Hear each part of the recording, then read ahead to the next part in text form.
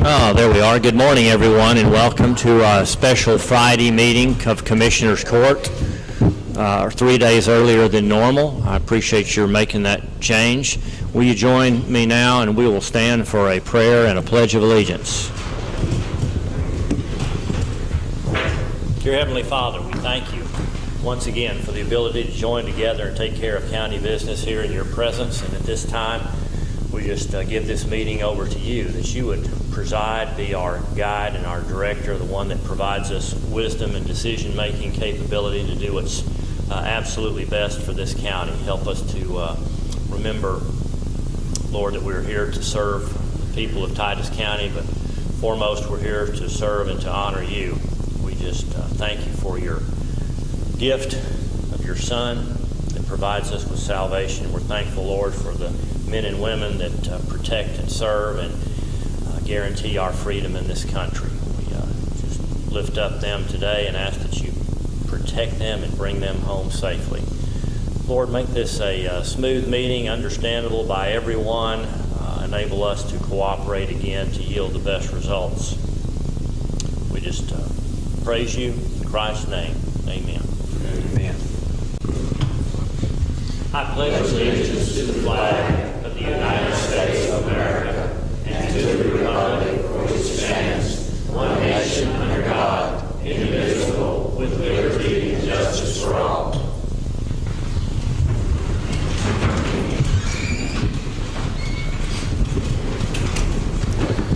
All right, I've given you a new revised order. If you don't have a revised order, all I did was take the original posting of 21 items and I shuffled them for various reasons.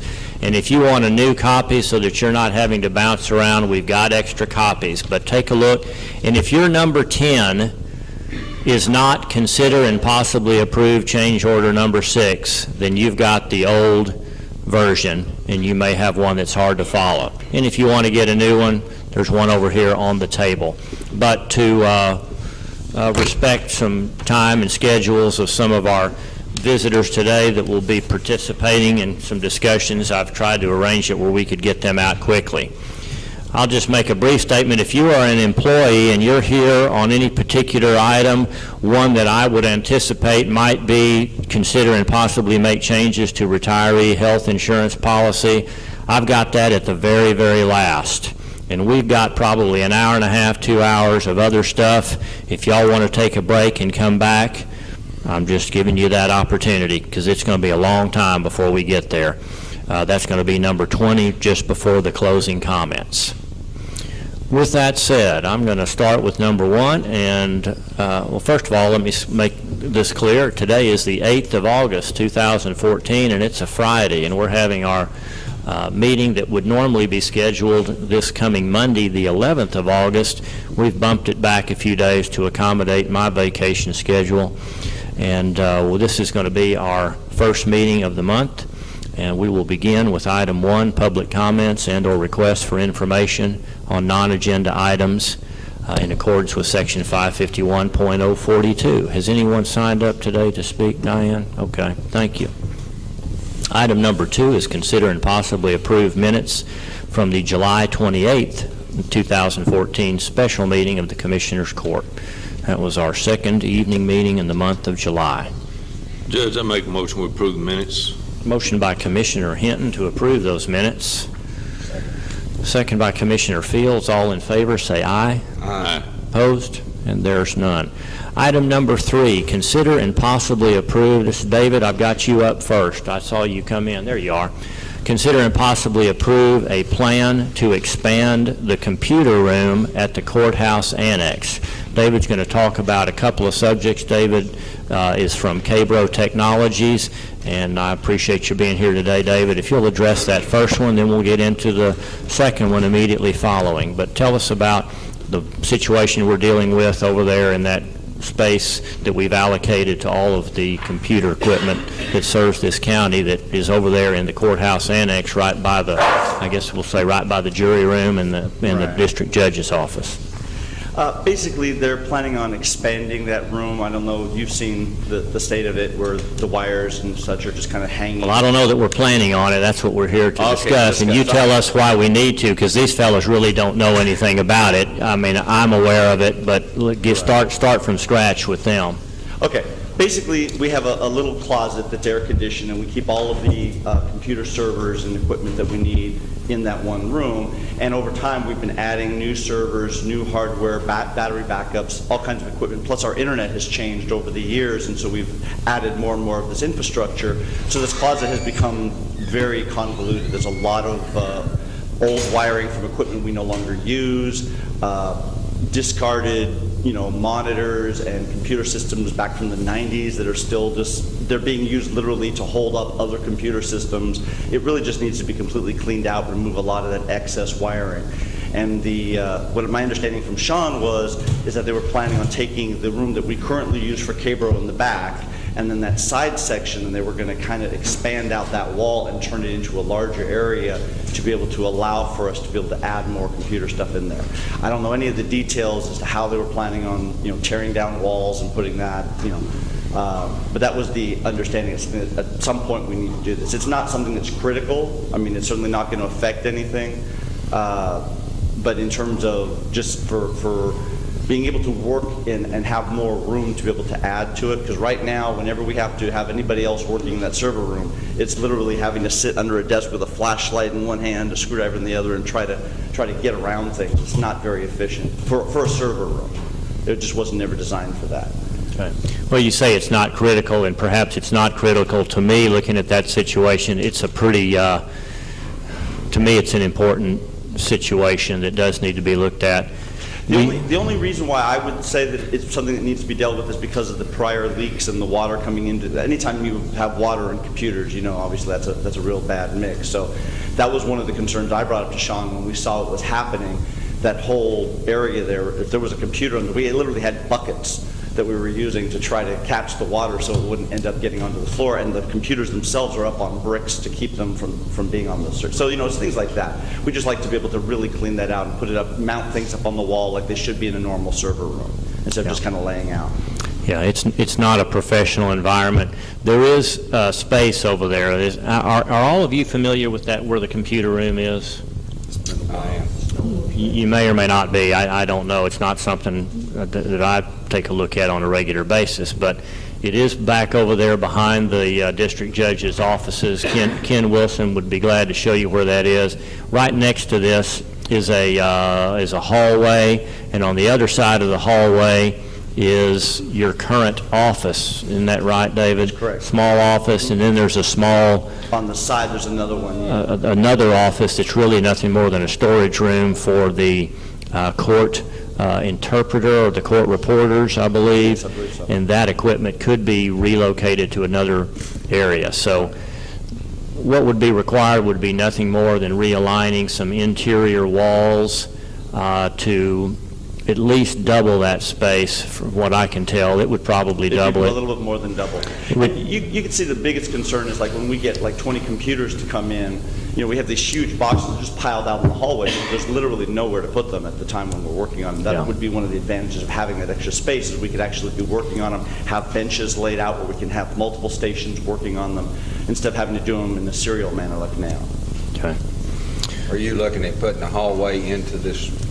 Well, that little hallway that leads into our office and that back office, that would become, again, part of the entire room. So the whole room would take that section out. There's actually a hallway on two sides of this computer room. One of those hallways would be eliminated and encompassed into the new computer room.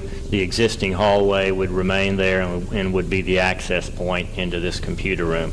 We would lose their office, but could we house your office within that room? Yeah, and ideally that's where we needed to be anyway, because a lot of the times we're just running back and forth when we're making changes. We have to be in there anyway. So it was just because there wasn't enough room to set up an actual desk and be efficient that we took the office aside from it. Okay. So all we would do, we would eliminate a hallway that serves their office and a storeroom, literally about a 7-by-7 room, storeroom? Yeah, maybe about 10 by 10. Okay, maybe it's a little bit bigger than that.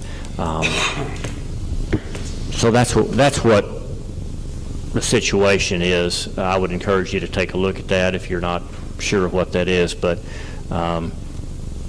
we're past outgrowing that, in my opinion. It's not, I know it's not a room that you're proud of. It's not a room that's conducive to efficient. It's functional. It's working. Well, it's not conducive to being efficient with your time and keeping this thing organized, and we're doing nothing but getting more and more complicated and having more and more hardware within that room.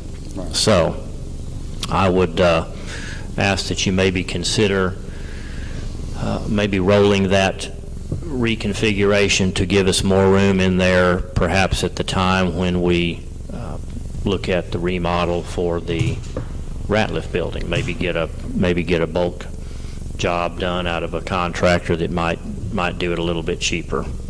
Now you're talking about taking the computer room and the hall and their office all into one area. Let into one. Yes, yeah.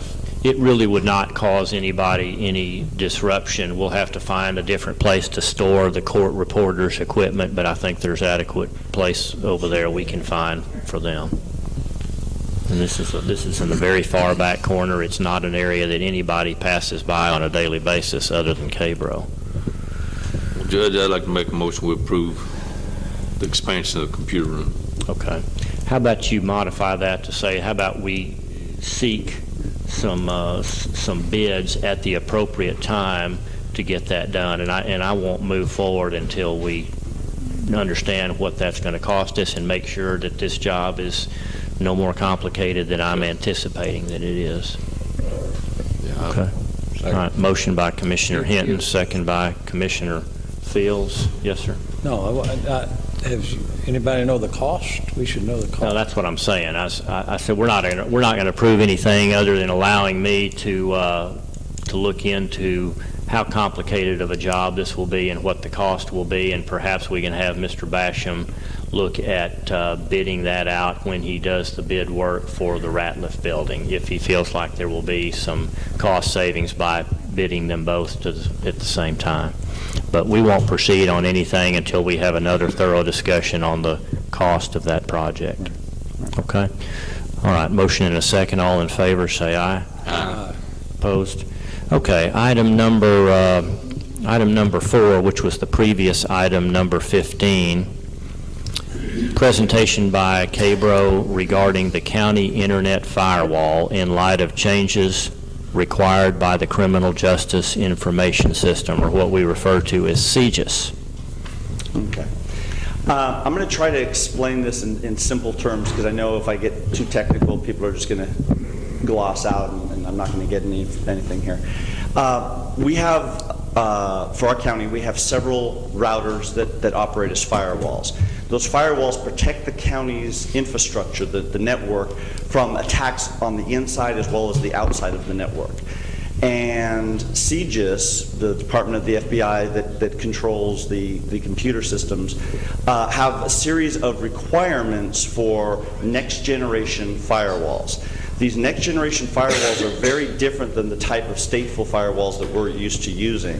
They allow us to monitor packets in real time as they're traversing through our network, and will give us the ability to be able to monitor and identify specific points of threats.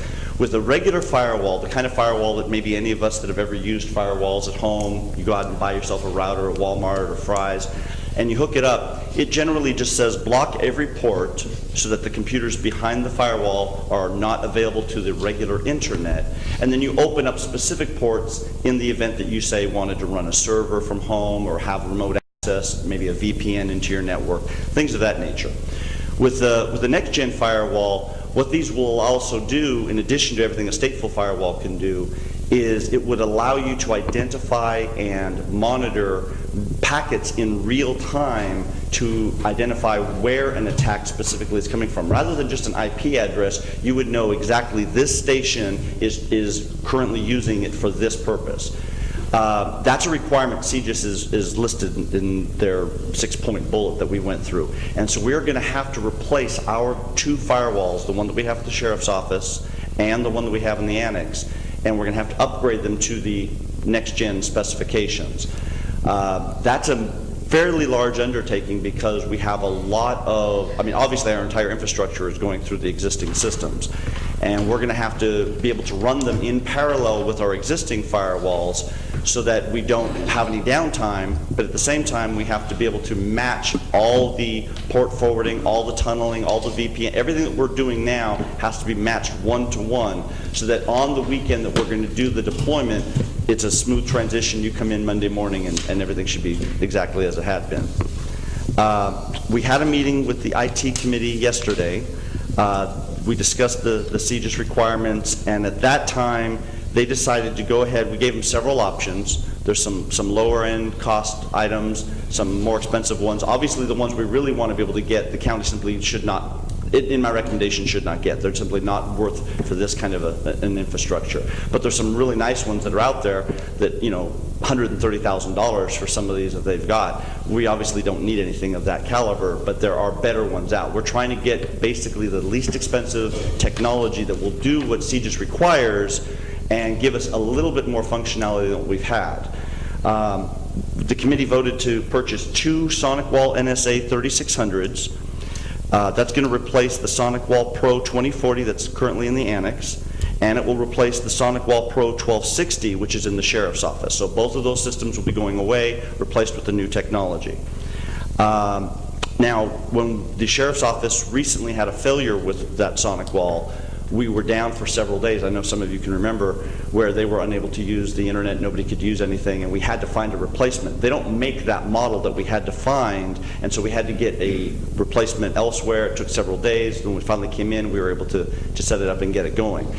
To prevent that in the future, what we would like to recommend in addition is 1/3 unit, another SonicWall NSA 3600, to be used as a hot swappable backup in the event that either of the other 2 should fail. I think we only need 1 because it should be very easy to be able to pull the firmware and the backup information from either of the units, keep them on a hard drive separate, and then in the event of a failure, we can immediately pop the information onto the new SonicWall and get it in place. So it's a matter of hours as opposed to a matter of days of downtime. We couldn't do that before, and the reason why we didn't really want to buy an extra backup in the past is because there were 2 different models. We would have had to have 1 for each of them. And we did end up having to buy it again in order to fix the problem that we had. So if we're going to go ahead and replace them and we're going to be using identical models, I would recommend a 3rd one just so that we will have that, and this way no matter which one fails, if they do, we'll have immediate replacement. But it's not a requirement. The only thing we have to have is we need 2. We need those 2 replacements. Why do these things fail? They're just like anything else with computers. They can fail. They're just, it's a giant switch is really all it is. But it has technology, computer parts in there, and they just break down over time. Sometimes heat, sometimes electrical surges, sometimes they just fail. There's just no real good reason for it. But when they do, you don't want to be down for a long period of time.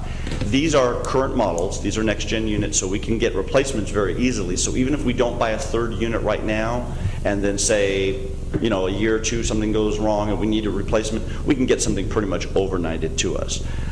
With the older SonicWall, the one that we've been using, apparently the county's had for, I'm guessing, close to 10 years now or more, those have been obsolete for so long. That's the reason why CJIS will not approve it does not have the technology for us to identify a particular attacker. I'll give you an example. If somebody was inside our infrastructure, say at one of our public terminals, or hooked up a laptop or even an iPad just on our wireless network, and they initiated from our network an attack against another, say a federal agency or a computer system, and it gets traced back to us, obviously our IP address is going out, it's very easy for a system that's being attacked to identify, oh, this is coming from Titus County Courthouse. Beyond that, they wouldn't know, well, which of the several hundred computers is the source of the attack. And there's no way for us with our present technology to be able to identify it other than we could simply lock out a port. Or we could say, well, there's an IP address within our pool of DHCP addresses. We don't know which one it is. We don't know where it's located. We don't know if they're inside the building, outside the building, where they're located. That would not be a sufficient answer for CJIS. They want to be able to say, this person sitting at this desk at this hour initiated and being able to know that information. It gives us other functionality, some of which we may choose to use in the future. Things like Port 80. Port 80 is used for pretty much every web page out there. If you've ever surfed the internet, you go to any websites, pretty much all of them are on Port 80. But as you all know, different websites are very, very different in their functionality. You can't just arbitrarily say, well, we're going to block Port 80 because that would basically mean most of the internet is inaccessible. But you also can't just leave Port 80 open for everything because that allows Facebook, it allows gaming, it allows, I mean, there's 1,000 things out there that maybe we don't want our employees accessing or we want to restrict access to. The current firewall system that we have in place, it's either an all or nothing option. You don't really have any way of being able to monitor that. With the deep packet inspection of next-gen firewalls, you can actually go in and say, hey, we can see this is going specifically to Facebook, or we can see this is going specifically to a search engine or whatever, and we can identify what's going on. A lot of times with web pages like Google, you can just go to a secured page, https://www.google, and we can't see anything beyond that because the whole path was encrypted. And this type of technology allows us to actually see what are they doing in Google, to be able to control and regulate those types of things. So there's intense need for this, which is why this is being deployed pretty much everywhere. Everybody is using next-gen firewalls in corporate, educational. Obviously, here we're going to need it for the county. So I understand the requirements, but we did get a heads up that we're going to be getting, I guess, audited sometime next year. We don't know exactly when. It could be January, it could be December. So we really have to have this in place before that happens, or we're going to have the problem where we're just not going to pass. What if we don't pass? If we don't pass the audit? Who's auditing it, CJIS? The FBI, literally, they will come down on the sheriff for not having equipment which allows this technology to be in place. This has to be, or they will cut them off literally from their servers because they can't allow our systems to be vulnerable and then integrate into theirs. That's really where their concern is coming from. Unfortunately, they don't pay for it. It's kind of like thrown in your lap. You have to pay for the requirements that we will dictate. So that's the reason why we're having to do this. So it's a recommendation. It's nothing that's necessary. Nothing's broken. Nothing's not working right now. But when that audit comes through, it will not pass as it is with this older technology. In fact, this is equipment that came in even before Cabro was here. So I don't know how long Cabro's been working for the county, but this precedes us. This goes back to Expert Computer Systems and technology they set up, which when they did it, this was older technology. It wasn't used, but it wasn't top of the line type stuff. And so that's going back well over a decade. So we really, really need to get these two replaced. Everything else in the infrastructure is fine. Switches, routers, all the other stuff that we have isn't going to be a problem. But these are the brains that really protect the county. And without these being upgraded, we don't have some functionality that we do need, and we certainly don't have the monitoring and active protocols we need to have in order to detect and prevent those kinds of attacks from both the inside as well as the outside. Okay, we did get the cost for a single Sonic Wall NSA 3600, and we need a service subscription with that unit, and for 1 year for that subscription plus the hardware, for our cost is going to be $7,687. That's for 1 unit. Okay, we need two. We would like 3.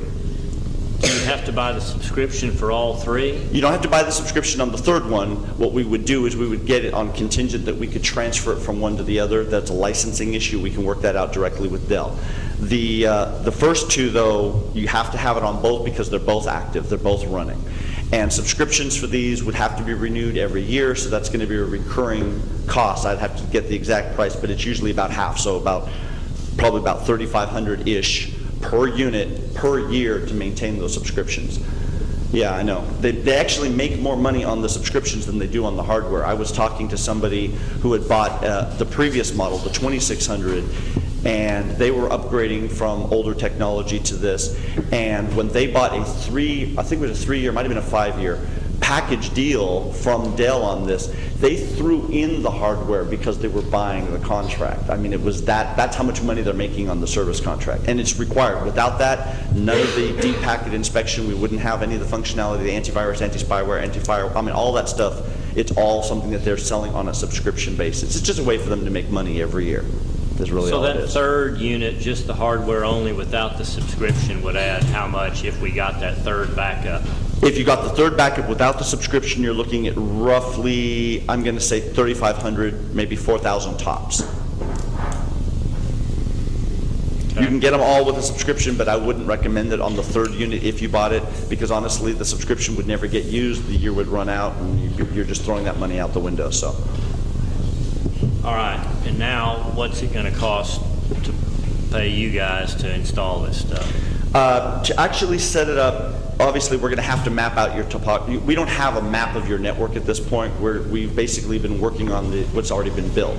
We're going to have to go in and we're going to have to map out all the routes that are currently set up on both those firewalls, which are different types of firewalls, or different models. So we're going to have to map all this out. We're going to have to run these new units concurrent. So we're going to literally have 4 firewalls running at once. We don't know exactly how many hours, how many weeks we're talking about. I did talk with Sean. He's saying an early guess based on what we've been gathering from other people. This could be approximately 6 weeks of actual man hours to do. It may literally go into months to set up, which is why we're trying to bring this to you earlier rather than later. But the number of hours to do it is pretty much about 6 weeks worth of, in other words, about 40 times 6 in hours to do. How long it takes depends on what kinds of problems we run into and which obstacles we have to overcome. What we're going to try to do is run these things concurrently so that we'll have everything in place ready to go without having to take anybody down. Come in on a Friday night when it's going to have the least disruption and do the entire switch straight through the weekend so that Monday morning you come in and you're running on the new hardware. There's a lot of testing that has to be done in order to make that seamless. There's a lot. It's not as easy as what we did with the sheriff's office because these were one-to-one exact models. It was literally take the firmware and backup information, copy to the new one, and physically replace. Physical replacement just takes a few hours. But because we're talking about brand new hardware, brand new, we can't just grab the backups off of one unit and expect them to work. We're going to have to map out all the routes, and that just unfortunately is a lot of hours to sit there and Most of that manually 6 do. weeks of work is done before you actually It's going to be get prepping, installed. exactly. It's just the prep that we have to go through. We have to map everything. We have to know exactly what everything does, why it's set up the way it is. I know personally just from looking at I was in there just the other day trying to do something else, and there's a lot of old routes that don't even exist anymore, that they were just set up from way back when and they're no longer using, but nobody bothered to take those routes out of the table from over a decade ago. And so we're having to go in and decide, well, which of these are really being used? And the only way to do that is, test ports, find hardware, figure out what exactly is operational. The kiosk system that we recently had added last year, that information is in there, and of course that has to be mapped over. Every single unit, every single server has to be repathed, basically. What we're projecting is, our best guess would say $18,000 for the deployment and the testing of the new networks. What I did ask Sean is, assuming, because he's saying, well, we might go over, we might go under. He said, if we go under, in other words, if it turns out that we can get this done in less time, he said, well, then in that case, if they've already given us the $18,000 for this project, any additional hours would just be rolled over into your web if that's what you would prefer. If it goes over, we would have to deal with that. However, I'm going to guess that we should be able to get it done within that time frame. But it's really, until we're into it, we just don't know what we're facing. We have to actually spend the time to get in there and figure it out. So you're talking about $20,000 worth of hardware here and another $18,000 worth of labor. Correct.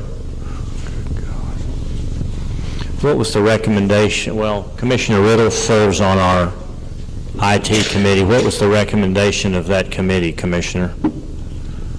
Well, their recommendation was to get it.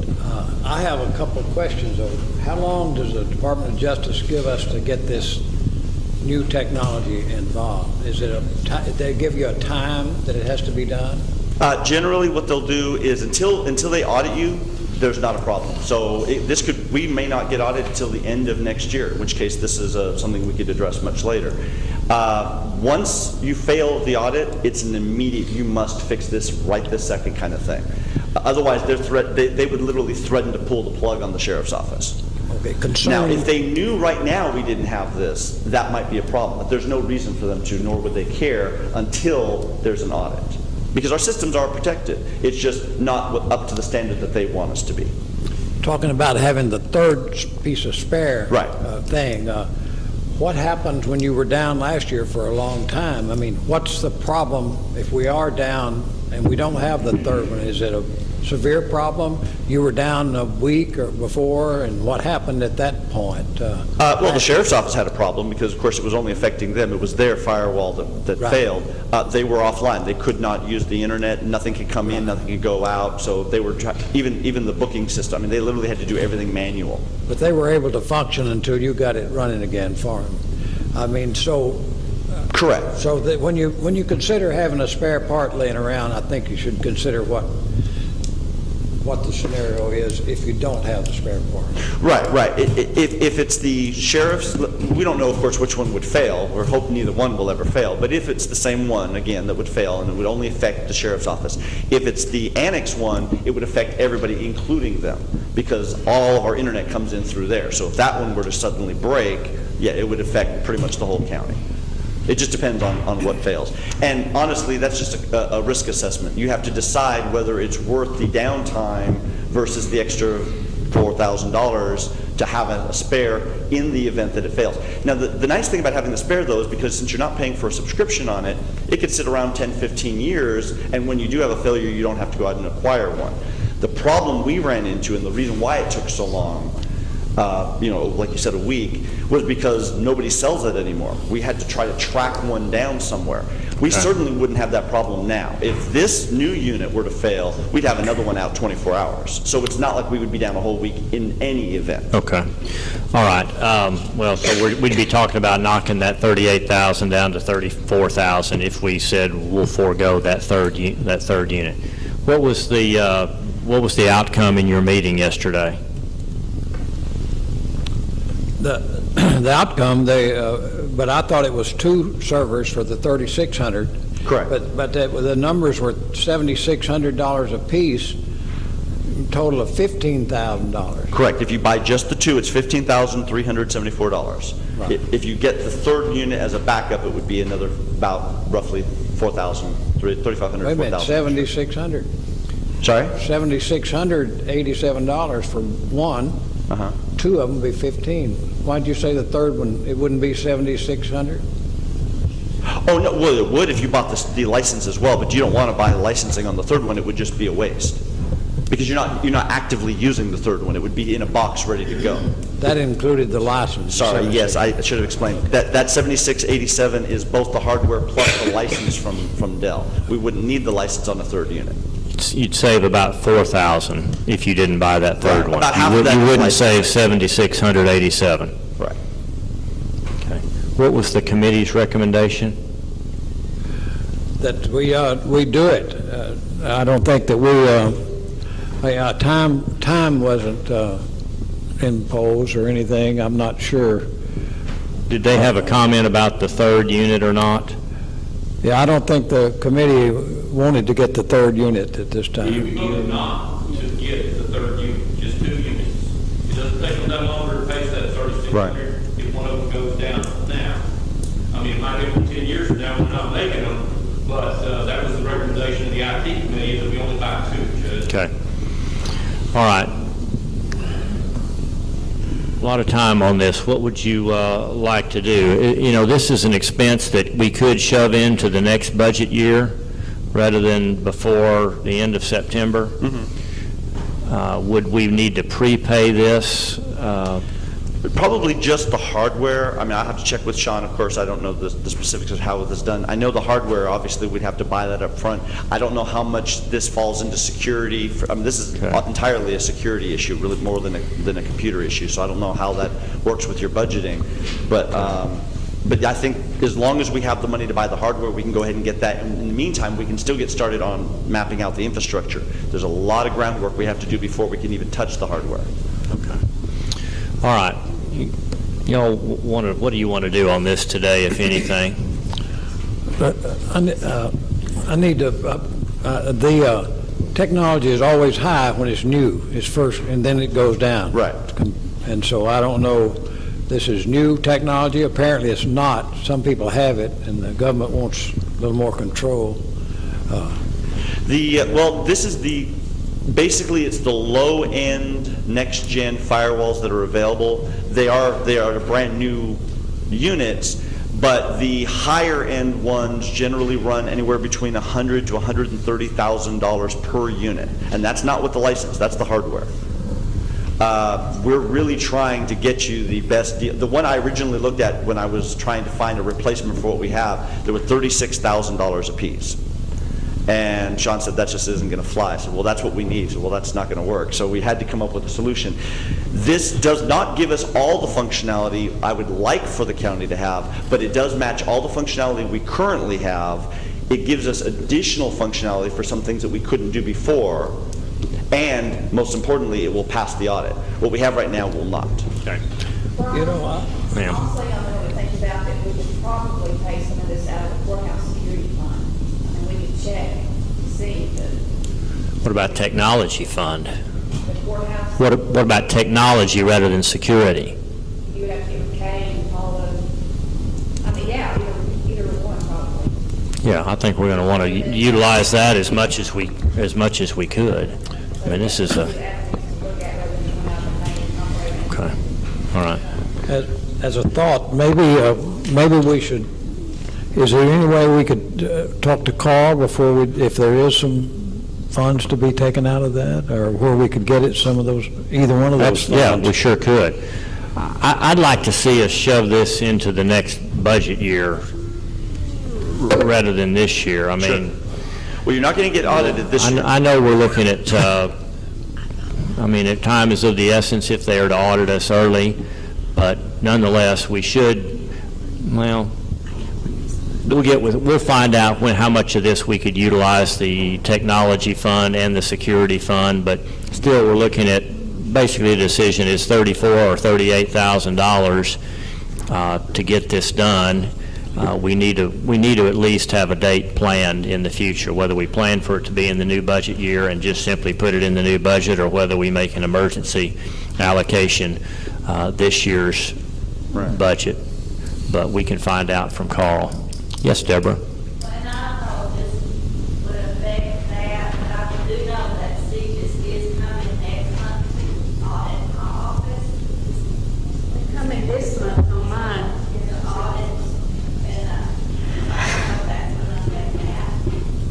Well, yeah, and I talked to Sean about this last night, and he had mentioned something about they're going to start auditing beyond just the sheriff's office. And is that what they're referring to? Okay, I didn't. Is that a regular thing? Do they audit you on a regular basis? No? First time I've ever. This is the first time Okay. they're doing it now. And Well, maybe we'll learn something from that as to how strict they're going to be. True. And if they say that we've got to do it, well, that'll help us make that decision Yeah, quicker. at that point, I would say do them at the same time, obviously, because you're going to Okay. need to replace both of them at the same point. Well, what if we tabled this pending some research as to how much of this could be paid out? I mean, let's just assume worst case that none of it could be paid out of technology or security fund. Is this an option? I'm not sure that it is. But I'm sure that there is a portion of this that could be paid out of one or both of those funds. Judge, if they're looking at auditing us, and if we don't meet standard and They shut will us turn you down, off, is the we're problem. in trouble as a county. They impose legal sanctions now if this becomes an issue. It's only because of the way that they have their network associated with ours, they'll just start cutting us off. I mean, they make it a big Okay. thing about a public announcement. They go out on the, I mean. All right. Well, if you're ready to proceed with this, then you could make your motion to proceed with the understanding that we will take the maximum utilization of the security fund and the technology fund to apply towards this 34 or 38,000, whichever direction you decide to go. Make that motion. Is that your motion? Well, I think don't we need to let them go ahead and start with happen, whatever they need to do. Yeah, because that's going to take time, and we need to get started on that. More table the purchase of the machines or whatever. And Is there some things you can do without initially purchasing the machine? If we had the machines right now, I still wouldn't even touch them at least for a month. Okay. I've got a All ton right. of work that we would have to start doing. And Okay. that needs to be in motion. We need Okay. to go ahead and start. Here's what I'm understanding. The motion would be to authorize K-Bro to begin immediately the non-hardware required part of this job, and to go ahead and authorize you to purchase the hardware in a time frame that is needed, and that we will pursue utilizing these two funds to take care of as much of this as possible. And buy 2 of these units or 3 of these units? 2. Okay, that's the motion. By Commissioner Fields. Second. Second by Commissioner Hockaday. All in favor, say aye. Aye. Opposed? David, thank you very much. thank you very much. Ouch. Okay. Item number 3, presentation by Larry McRae regarding county participation in the cost of a replacement fire engine and brush truck. I got a feeling this is going to cost us more money. Well, that's a request. The judge asked me to come visit with y'all and kind of explain what we're requesting. Currently, the city owns an engine, the county owns an engine. We use those engines interchangeably. And that's the biggest piece of equipment there is it not? Well, no, it's the Quinn is actually the biggest piece. The ladder truck. Oh, okay. The city owns, but we're just talking about an engine right now. So right now we use those engines, whether it's in the city or county, really doesn't matter. The county engine is up at Station 2. If we have a fire out in Chapel Hill, it doesn't make sense to take that engine all the way past the other station. So even though the city engine is in Station 1, it's going to make the call out in the county. We use them interchangeably. County engine is used in the city as well. So in years past, when we just had one station, we would just send the county stuff to the county and the city stuff to the city. But when we split and have 2 stations, the most efficient way is what we're doing. We just use the equipment the way we need to. Since we only have the 2 engines, when one of those is down, we don't have the ability to have a reserve. When one of them's down, we use the rescue truck, which does not provide the same capabilities as the engine. It belongs to the city as well. So what we're asking is to buy a new engine and take the 2 other older engines and rotate them in and out of a reserve position. Put the new engine in place, put one of the older engines in a first line status, and then every 6 months take the older engine that's in reserve and put it up into first out to hopefully get some more life out of those. So that's what we're looking at on the engines. The contract between the city and the county has the county purchasing equipment for the city to use out in the county. It just makes sense in this case, since it's going to benefit the city and the county, instead of asking the city or the county to buy the engine, since it's going to benefit both entities, it just seemed sensible and logical to ask each entity to share the cost. Even though, like I said, the contract says the county will purchase county equipment, city, it doesn't make, it just makes more sense to share the cost. So.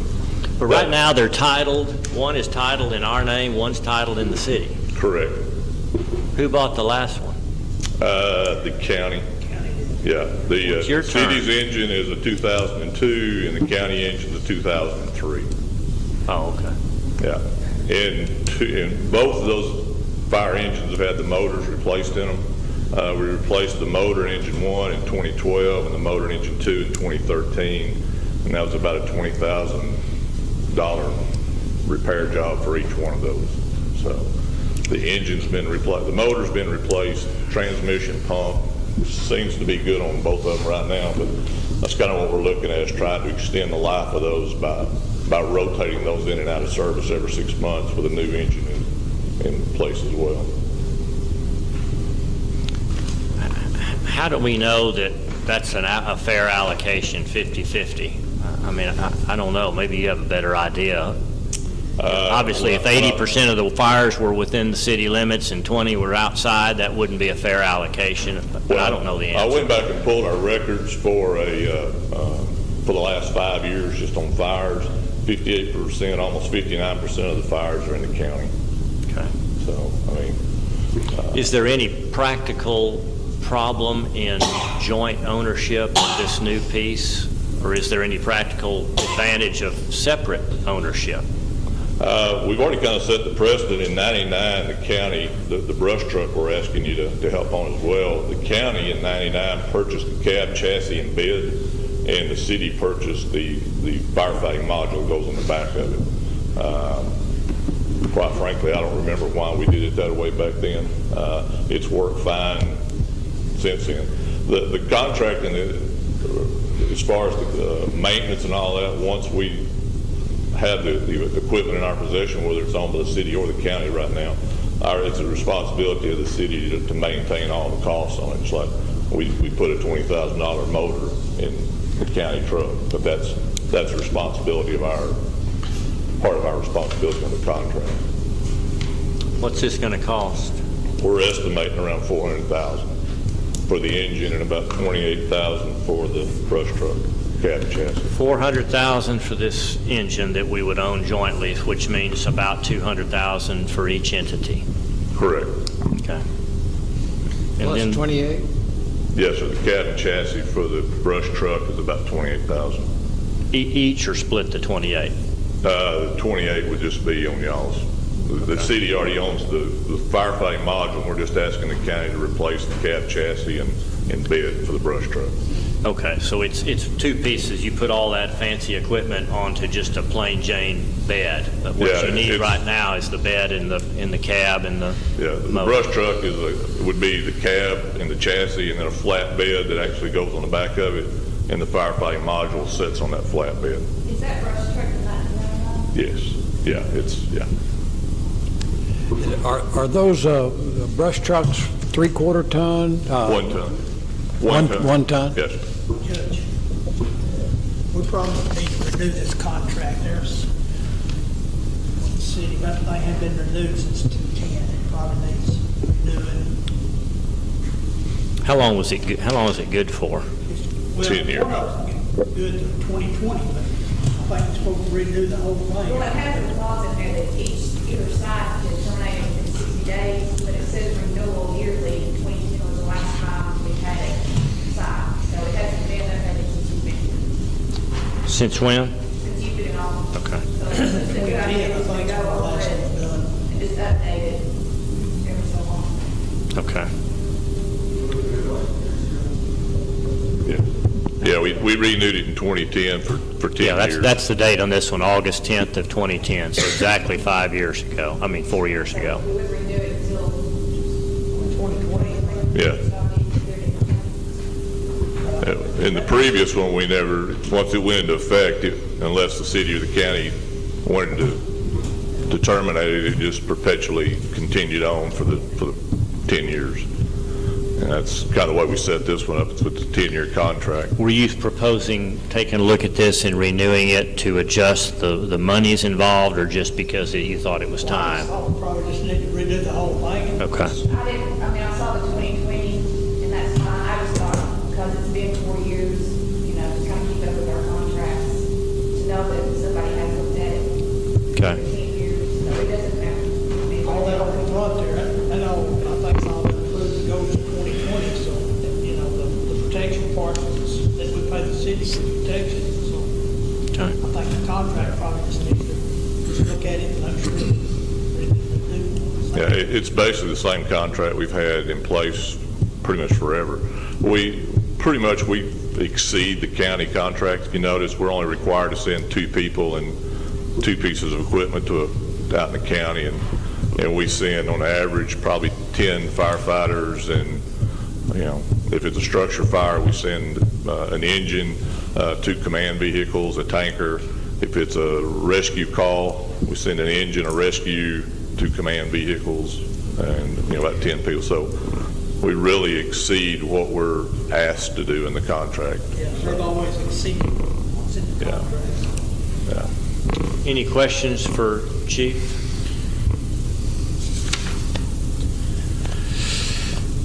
All right. Moment of truth.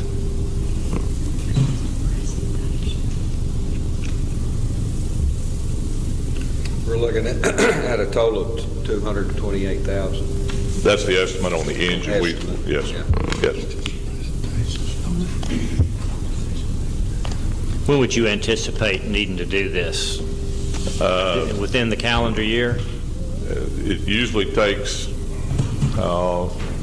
8 months or so to get it. Once we say we want the truck. 8 months? It's going to take a while to build the truck. 7 or 8 months last time. Yes. Okay, Yeah. so Unless by chance, and it's just by chance that there might be a demo out there that they've built that would meet what we're asking for. But I haven't seen one, and nobody's brought one to show it to us yet. So even though this would be a 2015 budget item, you need to initiate it with approval here, Yes. 8 months before you get it. In the proposed city budget, the city is set aside $200,000. Correct. In the city budget, contingent on the county matching that. We wouldn't really start the process. We've been meeting with some manufacturers to get an idea of some estimates and everything right now, but we would not even begin the process till after the city budget's approved, which is October 1st. So even if we started October 1st, it would be probably 8 or 9 months before we actually had to pay for the truck.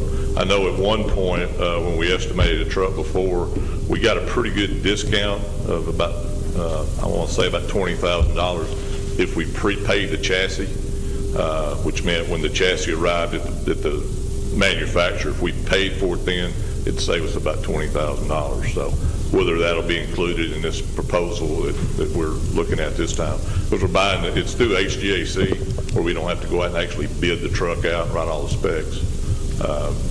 But we may have some savings there. Again, we're just estimating around $400,000 right now. I make a motion that we approve it.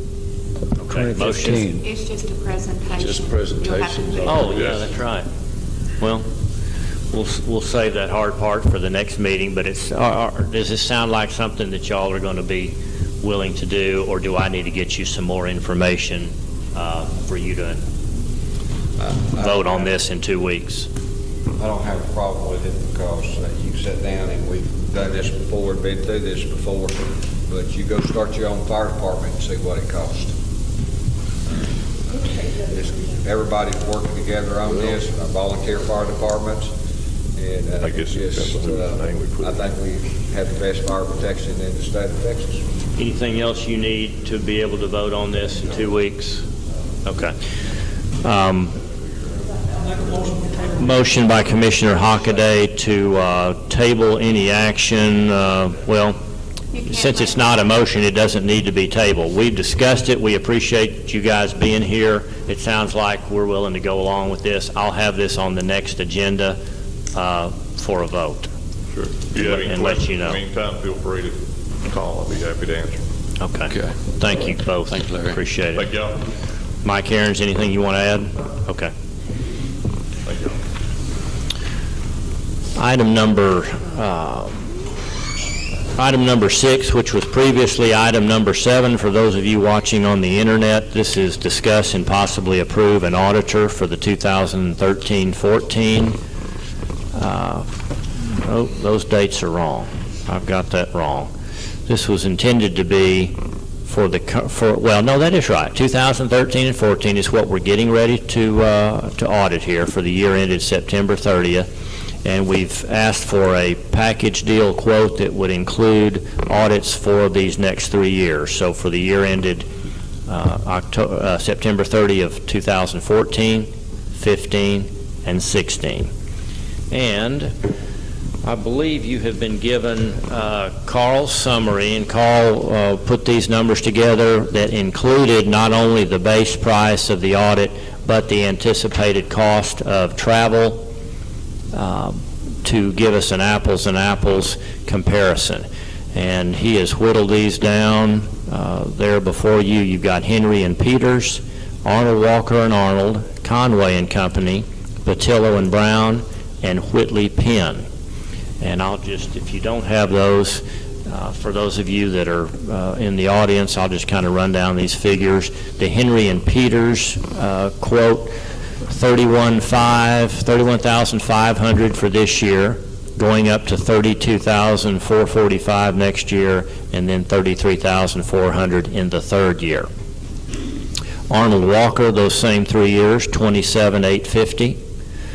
$28,685 to $29,435, a range there, and then in the third year, $29,500 up to $30,500.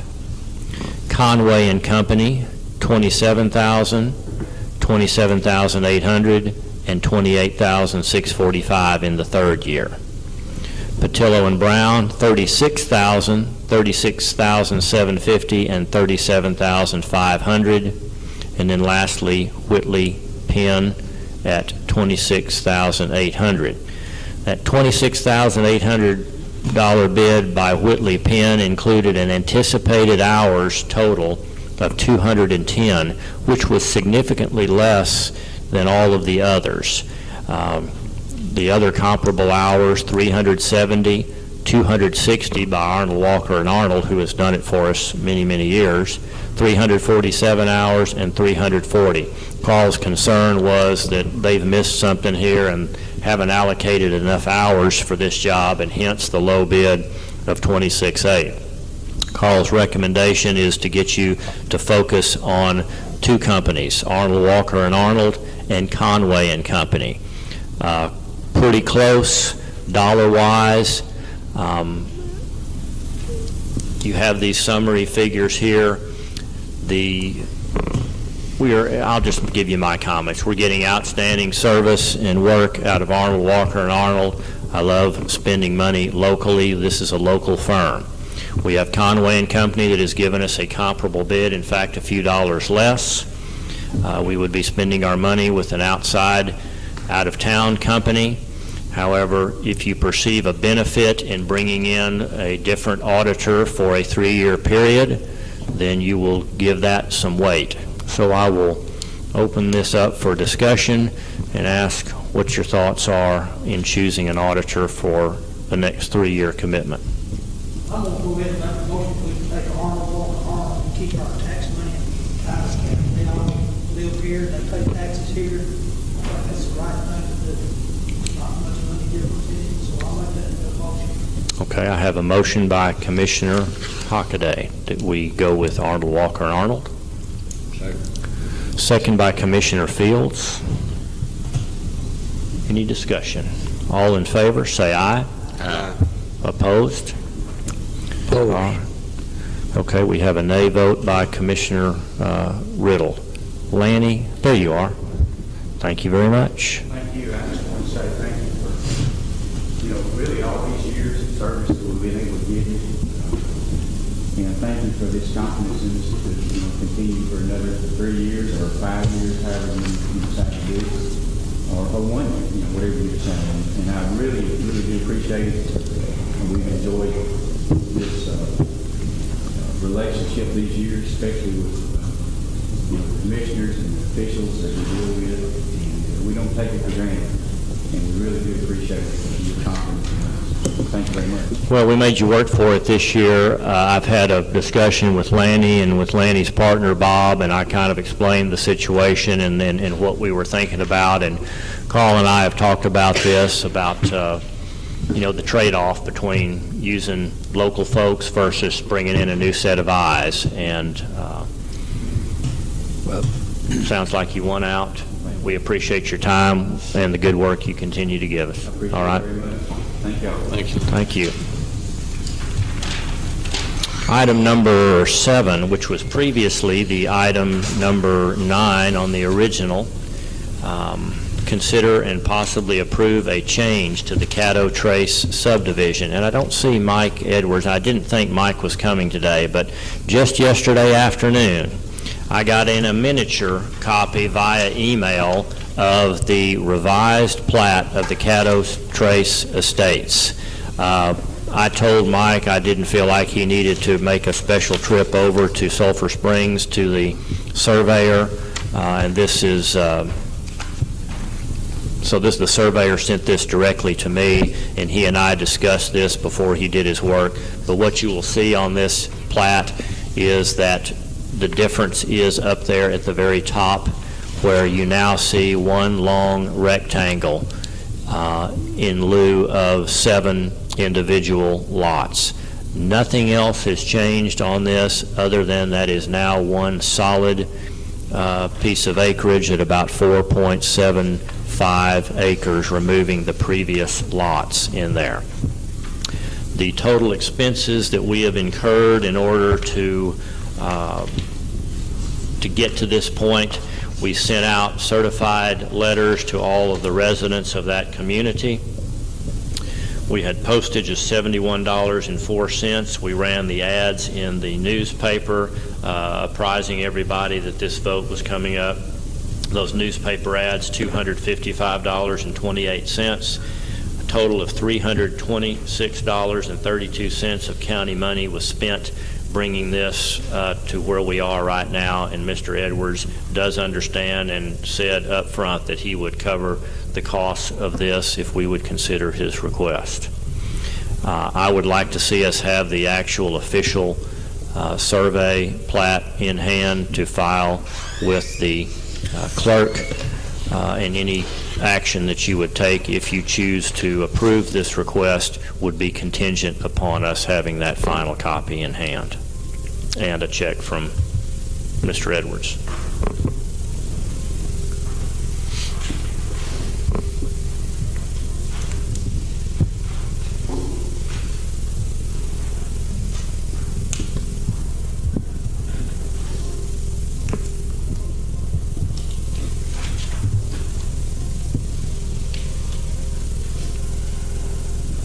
Is there anybody here from that neighborhood that wanted to see this plat? I didn't see anybody out there.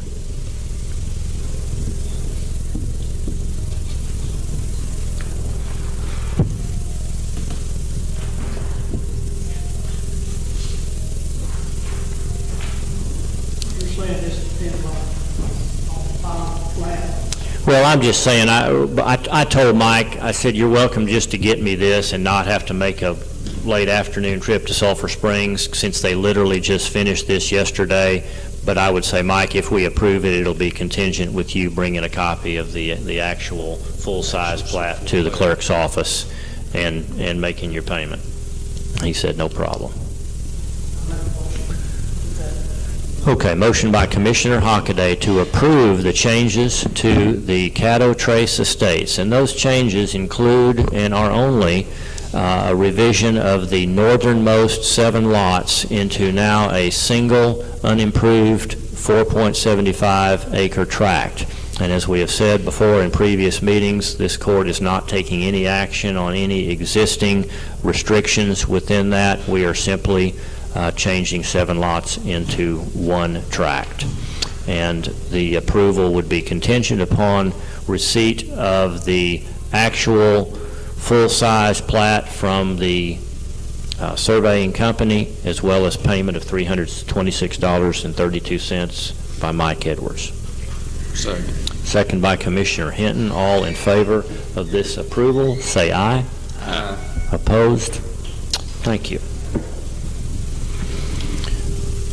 Item number, we'll move on. These are some loop-related items. We've got 3 change orders that I mentioned to you at the last meeting.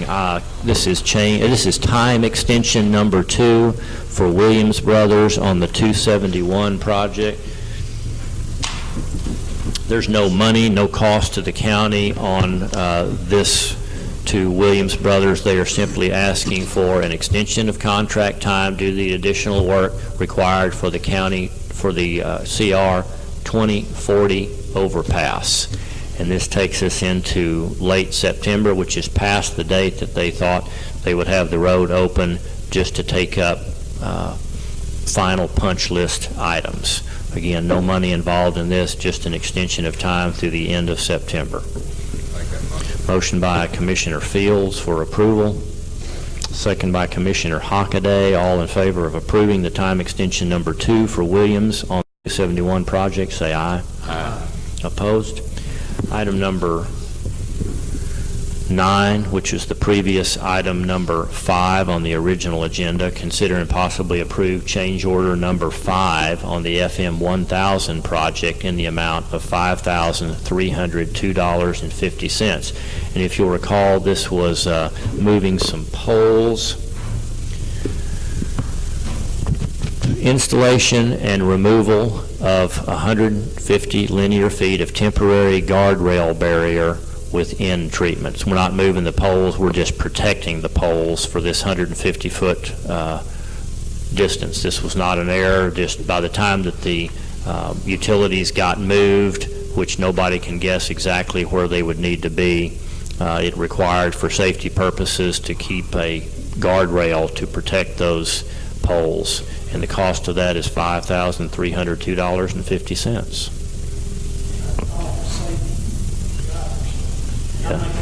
Motion by Commissioner Hockaday to approve change order 5. Second by Commissioner Fields. All in favor, say aye. Aye. Opposed? Item number 10, the original item number 6. Consider and possibly approve change order number 6 on the FM 1000 project as a no additional cost to the county. This is to add bonded fiber matrix on remaining small bare areas and addressing stormwater pollution prevention plan best management practices, reducing quantity on the retention blankets. This all has to do with planting seed and giving it the best opportunity to grow in these areas where we need to have grass growing instead of mud. And this is a no-cost change order. Motion by Commissioner Hockaday and second by Commissioner Fields to approve change order number 6. All in favor, say aye. Aye. Opposed? All right, item number 11. This was the previous item number 8. Discuss and possibly take action on the purchase of furniture for the adult probation department. You'll recall at our last meeting we had Kerry Evans from TLC was here, and he told you about a couple of options that he was bringing to you that basically were quality differentials between the executive furniture that was proposed to be in those areas. Today I've got Furman's with us, a couple of ladies from Furman's that want to talk to you about what they would recommend, and I also have a set of pictures. The owner of the building next door to the sheriff's office that we talked about purchasing several months ago. At that time, I tried to get the owner to sell us some of the interior furniture there that they wanted to sell. However, the new buyer of that decided that he wanted to keep that furniture at that time, and that wasn't going to be an option for us to consider taking any of that furniture. He contacted me last week and said he has gotten out a couple of pieces, but he does have still quite a bit of furniture in that building that he would be interested in selling. The cost would be nominal. I think he said about $2,400. I've given you some pictures of what this used furniture looks like. It's not going to be matching furniture, and it's not new furniture. You can see that it's used, and then some of it is quite used. There are quite a few chairs, a variety of desks. I don't know that it would take care of I know that it would not take care of furnishing the entire office over there. You might get 5 out of the 7 offices taken care of. That one conference table there that is a laminate conference table is not really what is needed in that conference and training room. But nonetheless, I wanted to give you some of these pictures and tell you about that opportunity that is a used furniture opportunity. Sue, Kathy, who would like to talk? Come on up. If you'll come up up here to the mic. Tell us about what Furman's offers in the way of furniture, and does everybody have the Furman's quote here? That's the one that looks like this. I know you got TLC, but the Furman's has got some yellow highlights on it. All right, welcome. Thank you. I was brought in to measure the space of rooms in the new building, or the remodeling of the building, and make recommendations. After I had this for a couple days, I was told I needed an estimate of what it would cost to put what Gilbert and Sue and I had talked about into that building. So, previous meeting, I think you had a different quote than what I have just given you as of yesterday. Let me ask you this. Is this going to be significantly different as far as the number of pieces versus what I gave you in the form of the specific pieces that TLC had proposed? What I gave you yesterday was the exact same furniture as what he proposed, other than I cannot get the global chairs. So I quoted Han what I thought was comparable to the global as far as... Are those what the they executive chairs, or are those the 45 chairs that go throughout the offices? Both. The executive chairs and the plastic chairs that were for the conference room, the break or the waiting area in front of the desks. My original quote, I didn't do plastic chairs in front of the desks. I did something just a little bit up from that, but still something that would be a vinyl seat that is an antimicrobial fabric and a wood back. So it makes it look just a little more professional than a plastic seat sitting in front of a really nice desk. Okay. So, but you said even if we told you, we want the plastic chairs, you're telling us I can't get that chair. the global chair I cannot. I quoted a Han plastic What's chair. the global chair? Global That's is a just the brand? Yeah. Okay. It's a brand, and But you Han, came up with a comparable in a Han. what I thought was Okay. comparable. And what about the executive chairs, of which there are about 7 or 8? 9, okay. There were 9. It's a Han chair also. And like I said, I'm not a global dealer, so I don't have access to the exact one that he had quoted. So those are the only two differences. The chairs are the only two differences in what I had put on your quote I sent yesterday and what TLC has on theirs. Okay. I don't know what the prices Do you have were. any pictures of those? We saw pictures of those plastic chairs.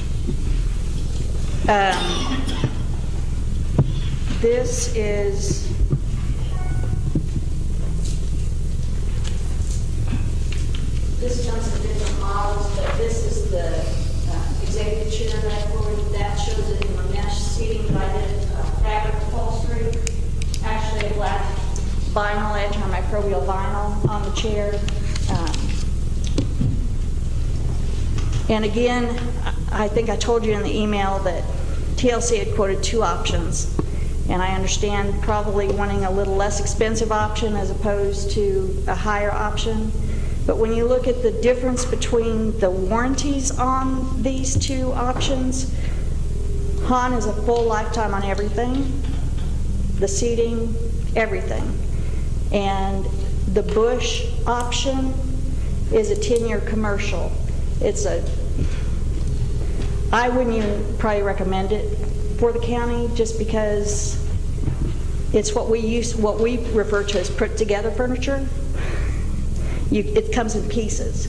So you have to put the desktop, the drawers. I mean, it's just not as high quality. And that was the lower end of the 2 that TLC gave us. Correct. And you're saying you wouldn't. I quoted both of them for you, but I wouldn't recommend Bush.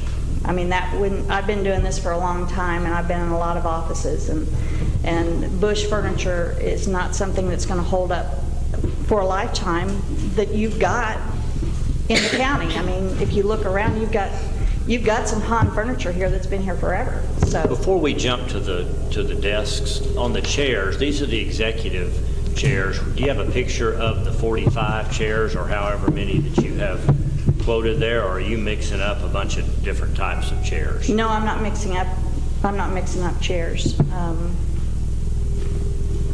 The plastic chair, it's going to look a lot like, I mean, it will look,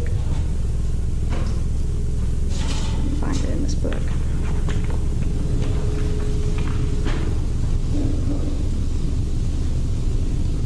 Let me let y'all look at these executive chairs here. This chair is what I found it was the closest thing to the duet chair, the global duet chair. That stackable plastic and Yes. plastic and chrome. Correct. Okay, and it does look very similar. Yes. Where is that chair here on your option 1 or 2?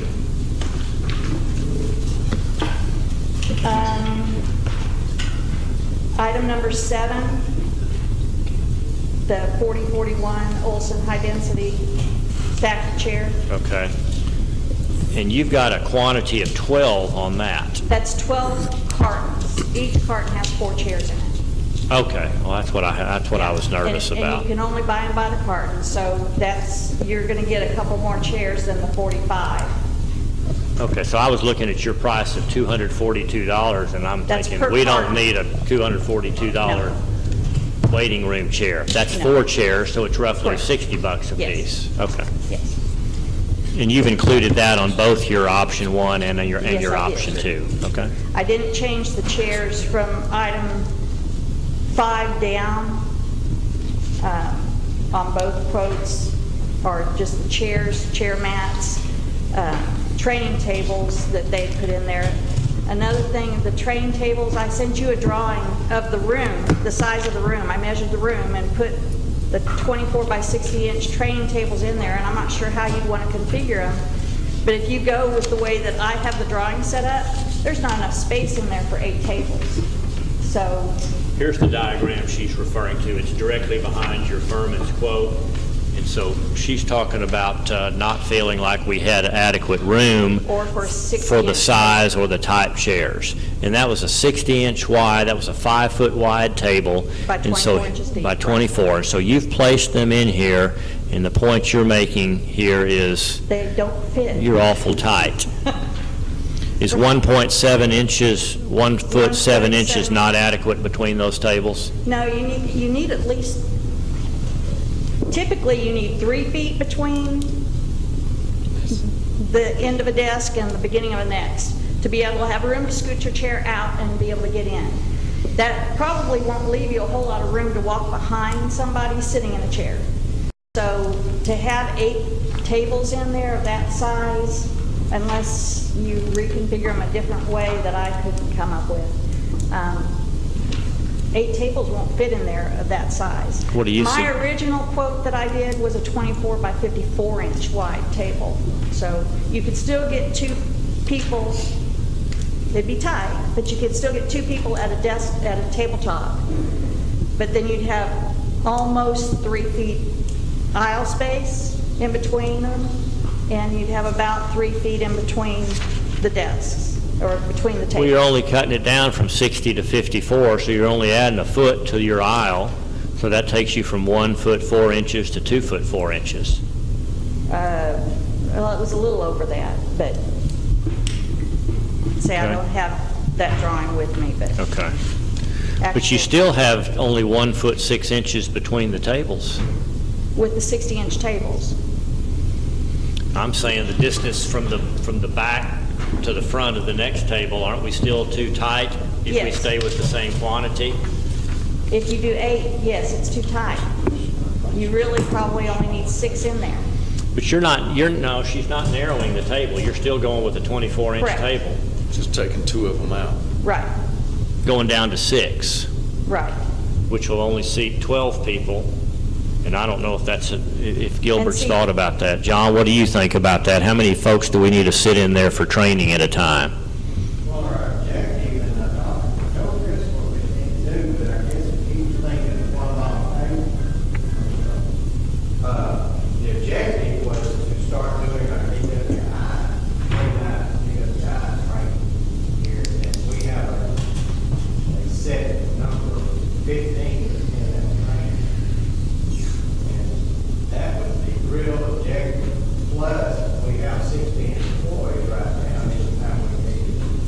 we have quarterly meetings, and that's where I wanted to start having quarterly meetings.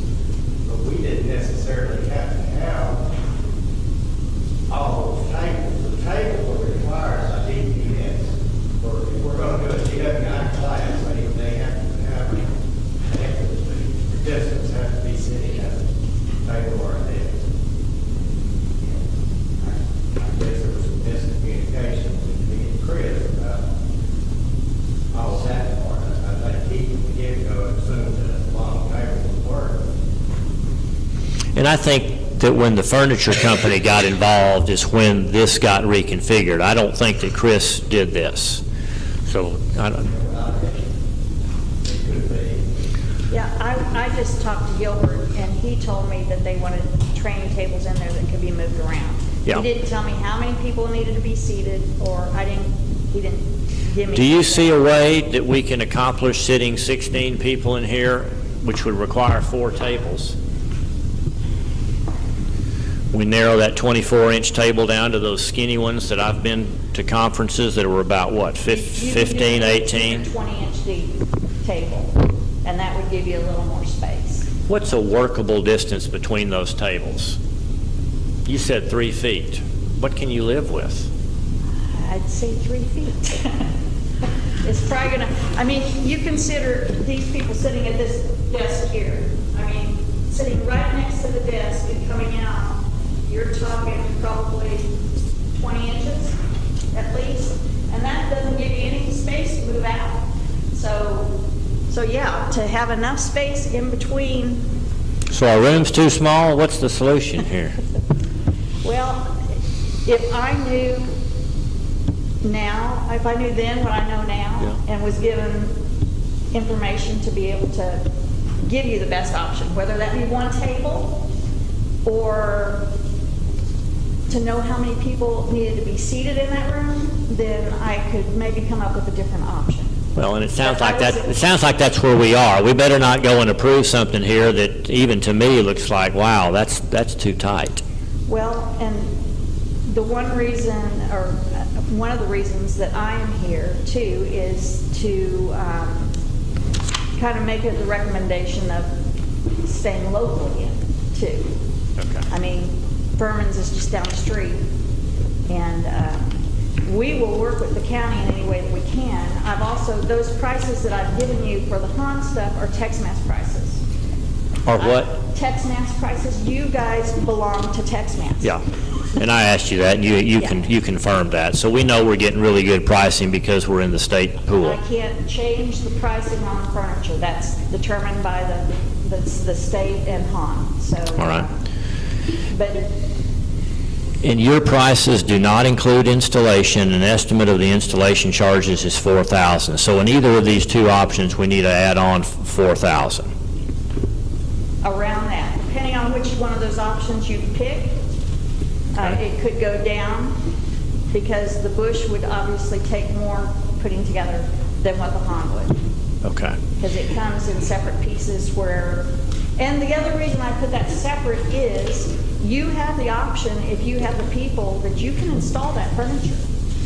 I mean, if you want to take off that amount of money and save that money, you can do that. The truck can be delivered right out of here, you guys unload it, and you guys take it in and put it together. You raise the risk of damaging something if you're not used to dealing with that kind of stuff, but you know, that is your prerogative to do that. Okay. Tell us about the your option 1 and your option 2. There's not that much price difference, $19,000 versus $22,000, and you've already told us that you don't like that Bush equipment and why. Tell us about the other that's only $3,000 more. I mean, that doesn't seem like we had quite a bit of difference in the other TLC quote between the option 1 and option 2. And see, I didn't see the numbers with the TLC quote. I know. But like I said, the option 1 is Han. It's a full lifetime warranty. The desks come completely put together in one box. The only thing you'd have to do is connect the return onto the desk. To me, a lifetime warranty and the customer service at Han I've dealt with Han for several years with their customer service, and it's great. I've had no problems with damaged items or anything that I've had to do with Han, and they make a good product. So This the difference nut- in quality of those desks versus option 2 desks, even though it's only a 15% differential, it's much There is no better. difference in my mind. No doing this. comparison. Bush is a thermally fused laminate. This 94,000 series is a high pressure laminate. That probably doesn't mean a whole lot to some people, but it's a much better quality of furniture than what the Bush option is. And you'd be proud to have Furman's name on these desks 10 years from now? Yes, sir. And Basically, what you're looking at is this option 1. If you order something that's listed here, when it comes, it's in the box, you take it out, and it's pretty well right, right. and it's a lifetime warranty. Yes, sir. It's cheap. Okay, you've got well, let me clarify this. What he just said there confused me. Are you saying, is the installation charge any less with option 1? It could be, yes, Could be? yes. Sounds like it should be if it comes as one. When I actually have, the other thing is, when I talked to Gilbert, and the option that TLC gave them, maybe that's what he specified with them, but I don't think that he has approved. I sent him drawings of the room configurations and everything. What he told me that the ladies wanted as far as storage, what they wanted, in my mind, didn't match up with TLC's. So there again, I'm not sure if the offices with the configurations are being, that TLC had done. Even with what you're proposing, Right. because you were trying to match the TLC Right. bid to give us. I would still say that there might, I don't know who's going to make that final decision, but. Gilbert and Mr. Kelly back there in the corner. We aren't. Until they, I think the fair thing to do would be to have them look at the drawings that I've done and see, because with these drawings, you can kind of see, this was my original that cost a little more than what I did on the other. We did a hutch on the desk with a tack board and a task light underneath it. So you have this configuration as opposed to this one is what TLC had done. So my second quote that I did according to what you had already gotten, apples to apples. So What are we missing here on your quotes here that you think we would be sorry if we didn't have? Well, it's all a matter of personal preference, what people are comfortable with. I personally like to have the overhead hutch to my side to be able to put books or storage into. And I like having my tack board where I can put notes or whatever up there to be able to look at it. This other option does not have that. And maybe the big credenza storage is more important than a hutch. That's what everybody's got to decide. Say, we pretty much decided that the traditional look was what needed to be in that building because of using, the brickwork and everything. It needed to have a more traditional look. And evidently, whoever was from TLC decided the same thing because that was one of his options also. So in his bid, which I'm looking at right now, he have a left pedestal desk, a right pedestal desk, a credenza, and all that stuff is 30 inches tall or less. That doesn't include any of the overshelves. No, it doesn't have Well, I any. thought we specifically talked about, and that was, that wasn't an item that I intended to have him leave out. So that credenza with doors there at about $1,300 that's on his bid. It's a 72-inch wide credenza, 30-inch tall. 29 and a half inches high. It's got storage doors in the center and drawers But on no both shelves sides. above it. Nothing goes above. There's nothing, there's not a hutch. Okay, well, I'm glad you brought that to my attention, because I didn't know that. I thought that was We included. need to decide piece by piece what you want bids on. You Yeah. know, Yeah. just to make sure you've got exactly what you want before you decide. I hate to not say decide now, we'll get this done. I agree. But it takes 4 to 6 weeks to get this furniture in. I'm not sure what the timeline on the building is. We need it in 4. That probably might happen. Say right now, I know with the manufacturer, we're running 4 to 5, getting stuff in. Right now, all the school stuff is being delivered to places and they're just Okay. working. Well, I'm somewhat at a disadvantage without Gilbert here, but he will be back, I think Monday, is that right, John? Okay.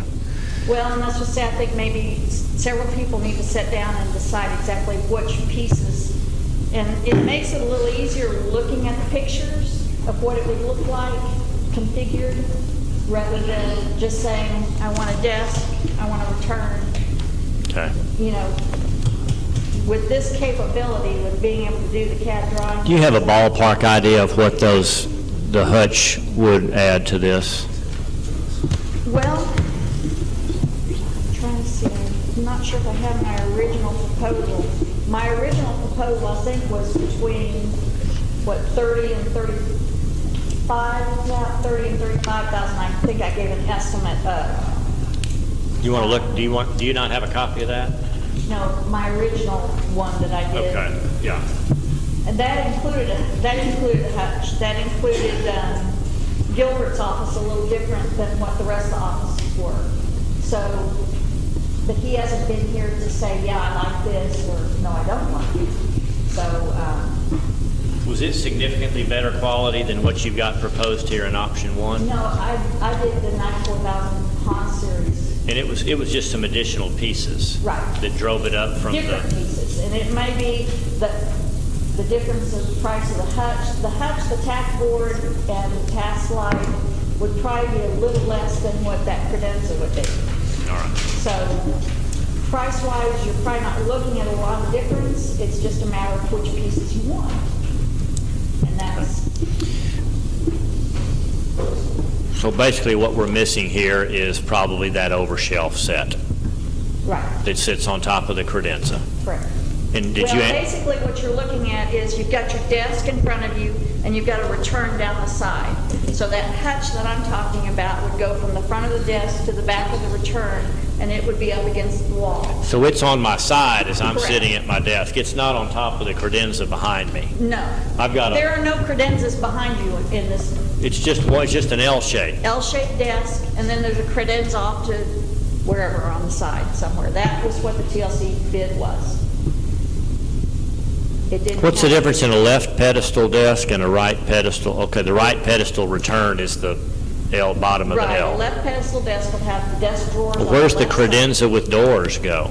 Well, if you look in the, I'm not sure if I sent you this one. I just put it over on this other wall. Here. There's a little bit of space back here you could put it, but you've got to leave room to open the door and everything. So this is where I would recommend it, but that's a long ways away from it. So, to me,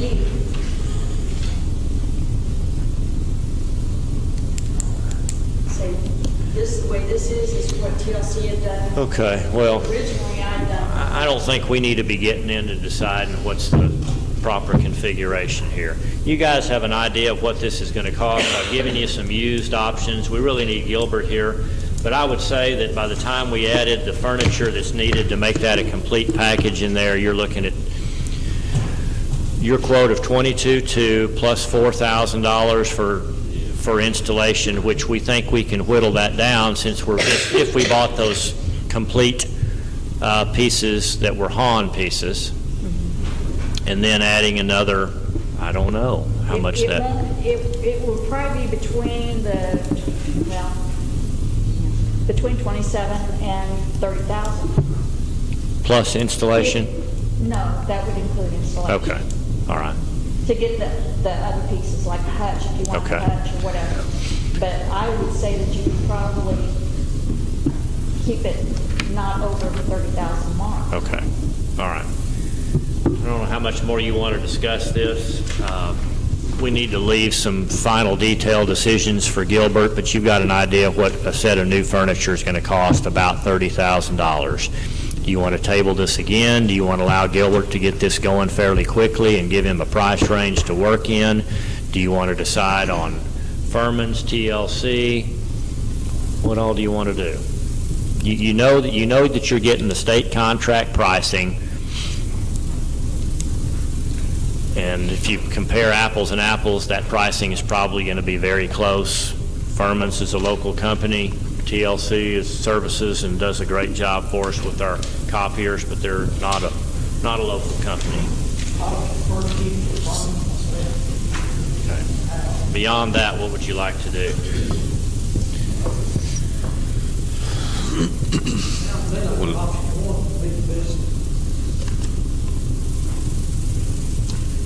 All right, I'm gonna throw out a motion here. I'm gonna make a motion that we authorize Gilbert to spend $30,000 at this time, and that he make the final decisions tweaking this option 1 that you have given us here, and that we go with Furman's. And modify that, change it, come up with something completely different.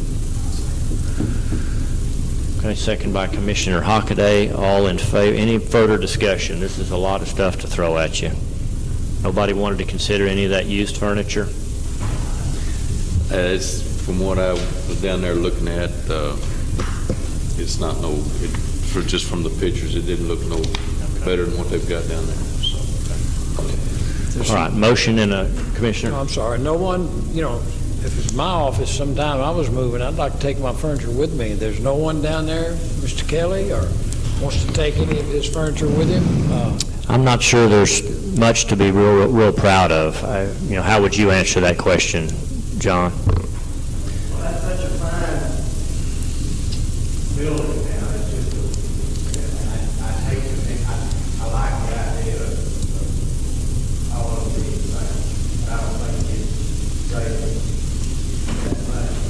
I think what we got here, what we got, living with that good hard furniture.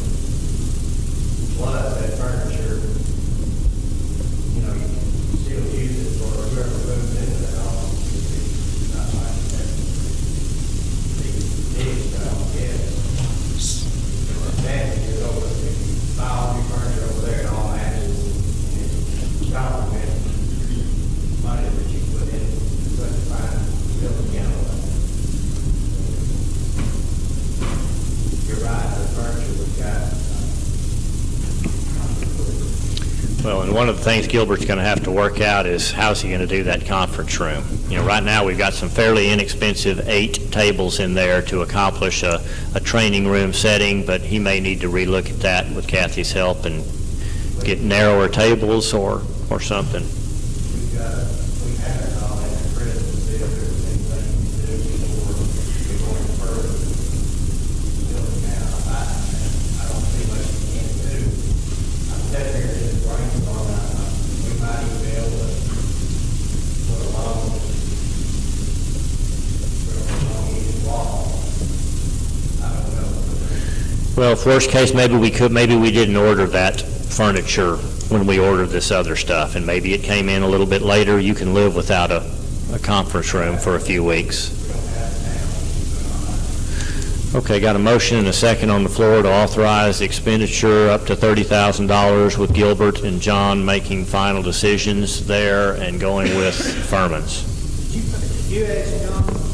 Yes, I did ask John. John, to answer Commissioner's question, can you use any of your funds to buy some or all any of this furniture? No, I can't say what I'm allowed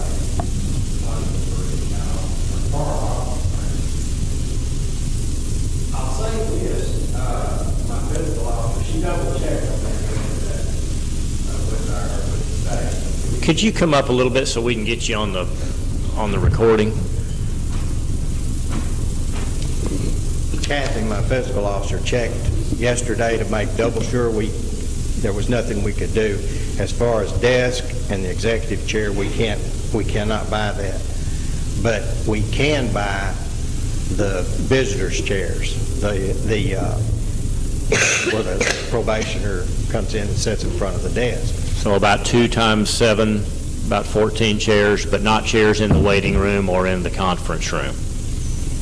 No, I don't think we can do anything with the conference. No, I know we can't do a conference room. Okay. We can The just probationer chairs, the pair of probation chairs chairs. that sit in front of the probation officer's desk, we could utilize your funds. We'll be glad to buy those. Okay. All right, well, that gives us a few $100 anyway to work with. All right, I'm going to call for a vote. All in favor, say aye. Opposed? Thanks, John. I'll be gone, but I'll get on the phone Monday morning with Gilbert and tell him we got to get this done. Okay. Okay? I'll talk to you.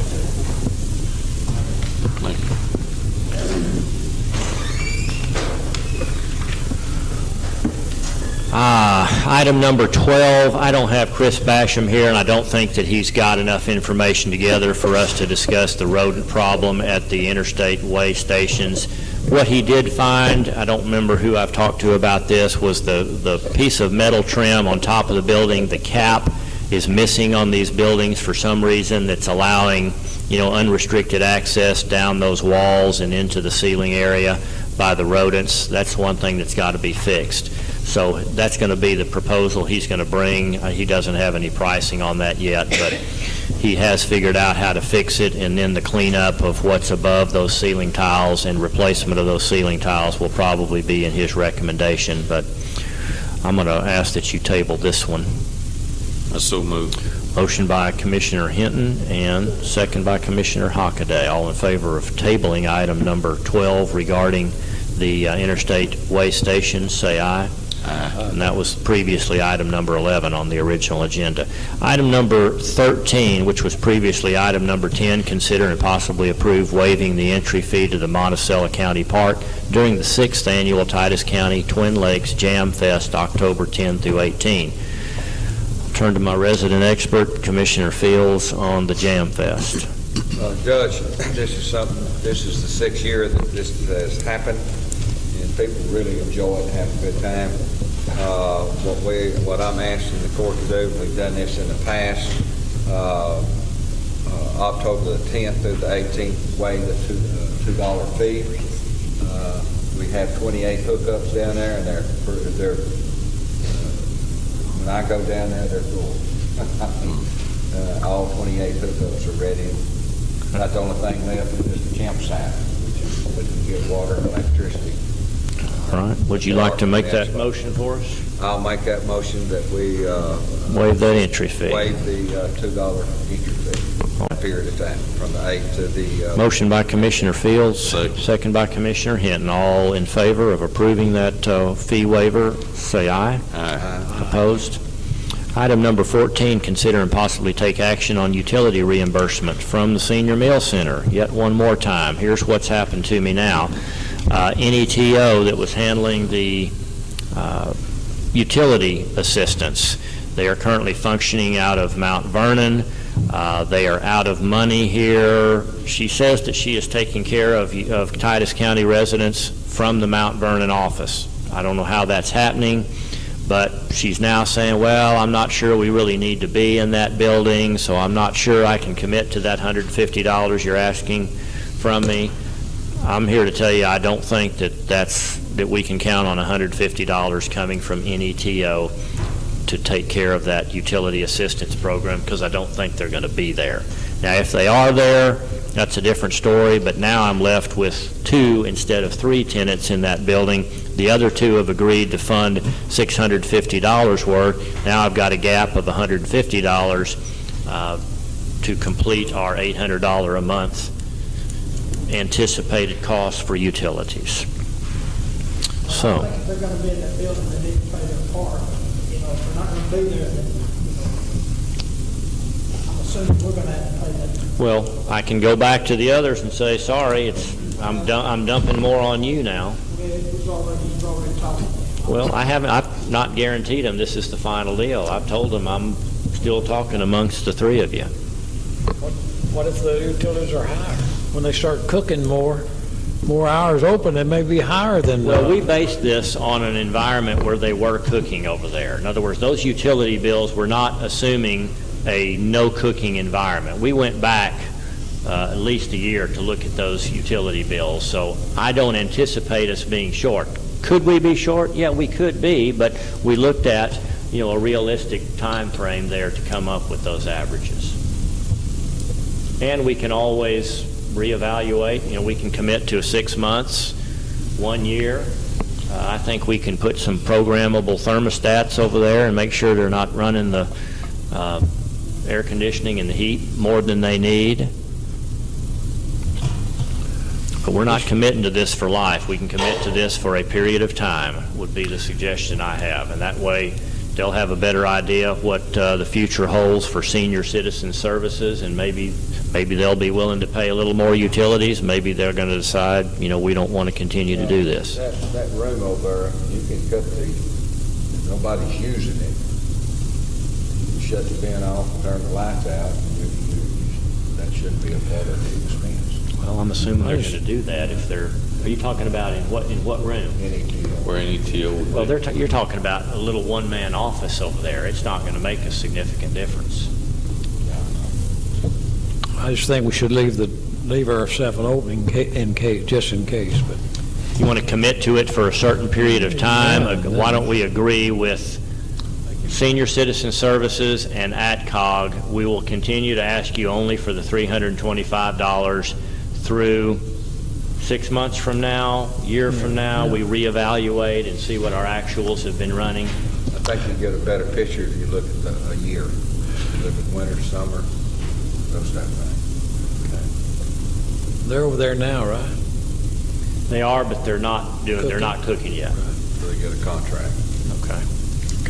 All right. Yeah. How about this? We leave the requested rates of $325 each to our two tenants alone, and we agree with them to keep that price for 1 year from now through end of July next year.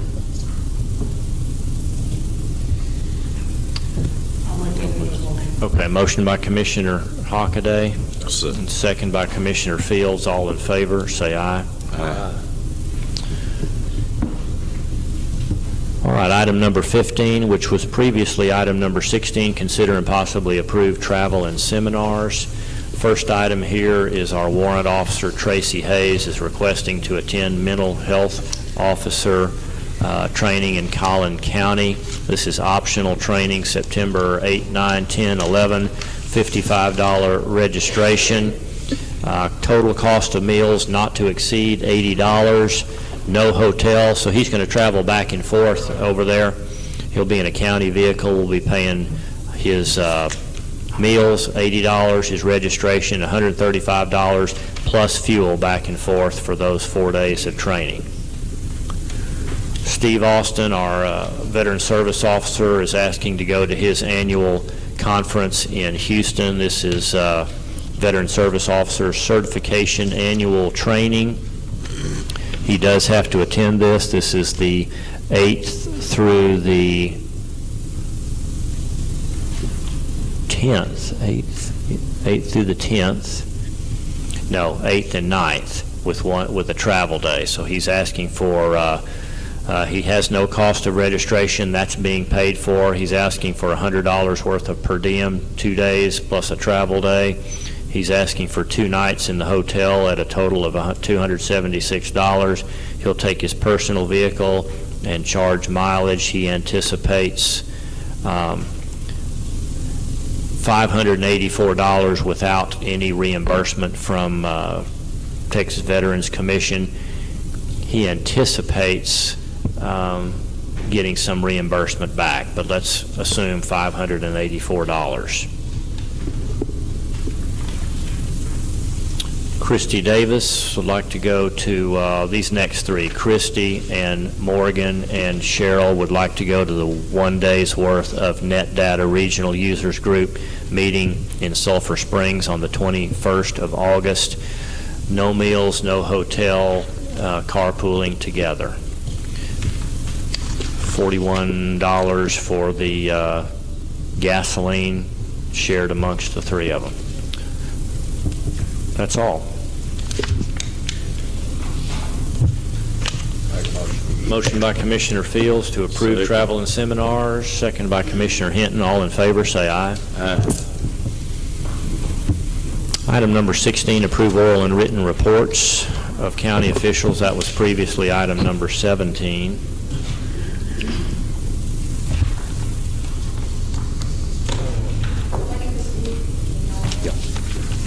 Thank you.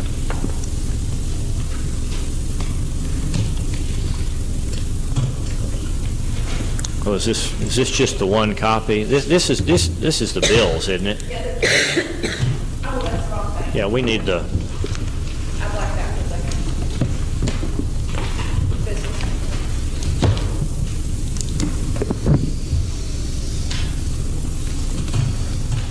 there we go. Thank you.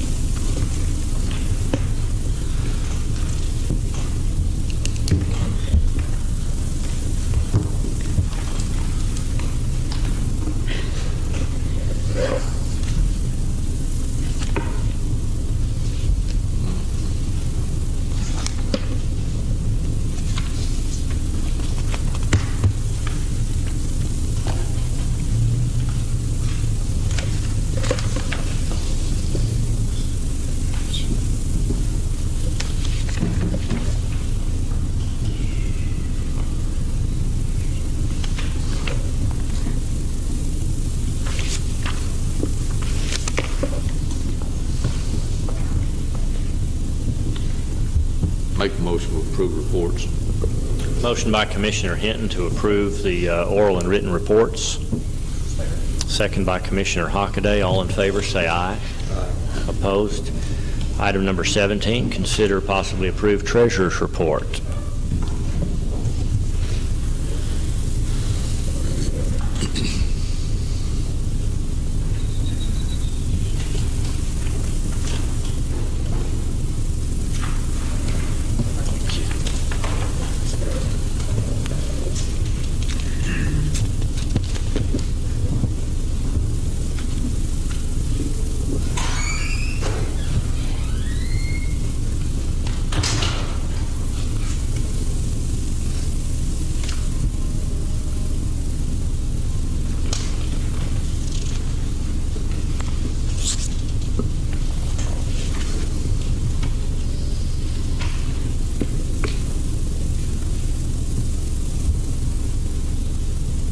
Make a motion to approve treasurer's report. Motion by Commissioner Hinton. Second by Commissioner Fields for approval. All in favor? So let me wait till Al gets back here just a second.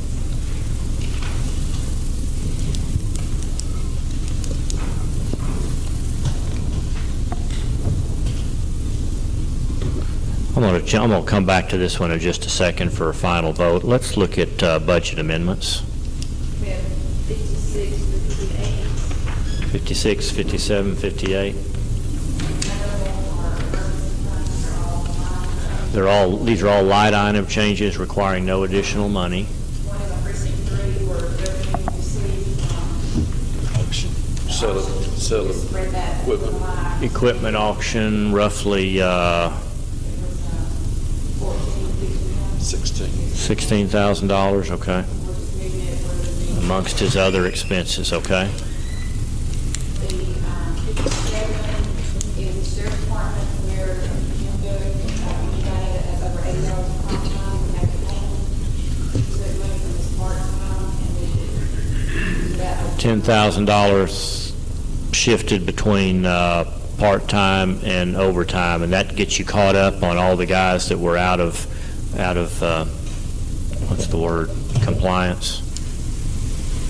Not by any fault of theirs, but that's what we agreed to do. And the 58 is the reconstruction, and I'm just matching mine to match the To match the PTP report, okay.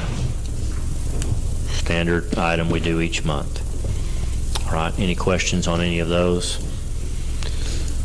I'll hold on to those and I'll sign those. Before I ask for a motion on that, we're going to go back to the previous one, and that was to approve the treasurer's report. I had a motion and I had a second, and I didn't want to vote on it without you.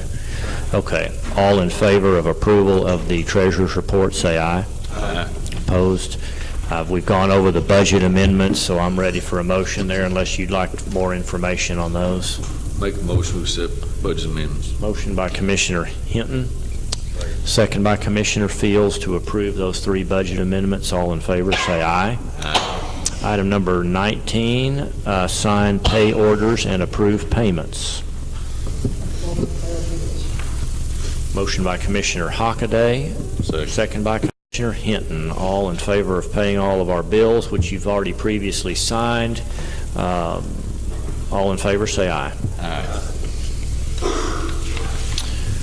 Okay, item number 20, we'll get into a rather lengthy discussion on this, so at this time I'm going to ask for a 5-minute recess, let everybody stretch, and then we'll sit back down and gather and begin this discussion, and we'll hold off on our closing comments until after that. But that'll be to talk about retiree health insurance policy. 5 minutes. We'll start off back at 1 minute after 11 by that clock.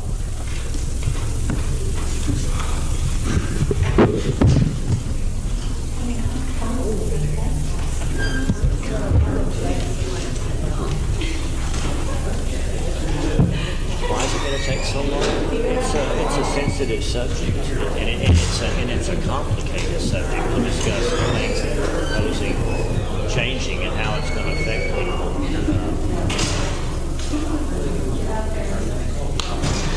Kathy Coombs, do you have that name written somewhere?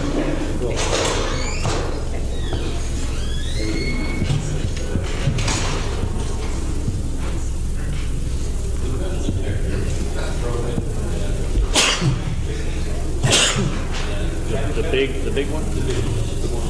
And it's been broken or what? Security fund item? It is. It's about a service call. I think there was some, but if I could get them to give me an estimate of service call, we're going to put that on the agenda. I wouldn't think so. Not on a repair item. If we got to replace something.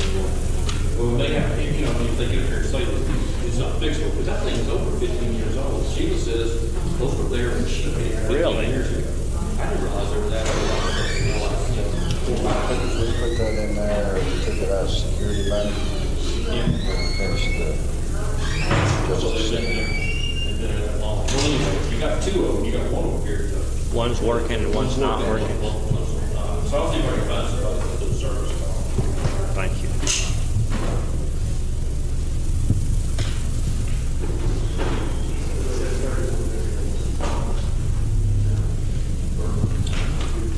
There's your signatures on those and the bills.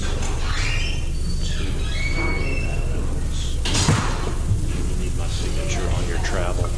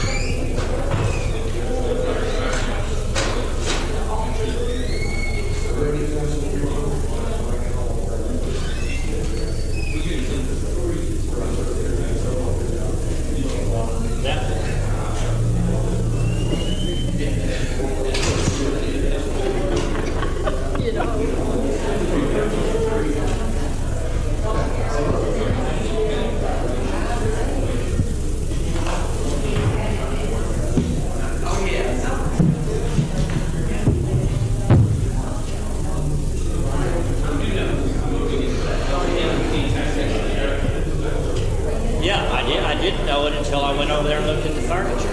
That's great. You can walk. Tribune's going to move into that. The Tribune's going to move into that building that the healthcare is going to sell us. Yeah. Anthony Cooper bought it and he's renting it. I'll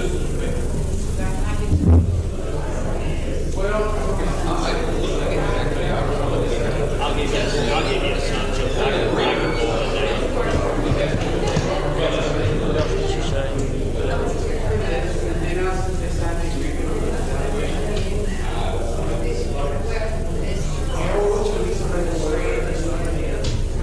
There's more things, hey Lou, there's more things pending than just to get us to agree not to badmouth limited. I mean, but that seriously is one of the things that we're talking about.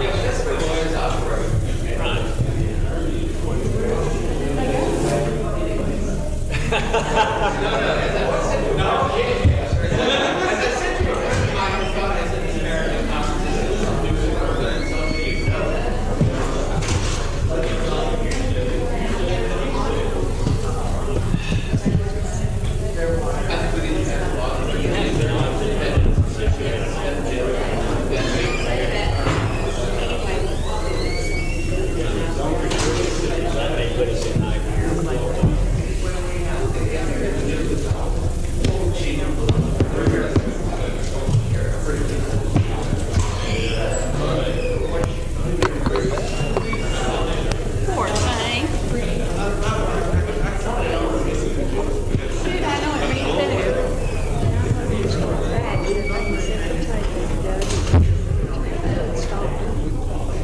There's no resemblance.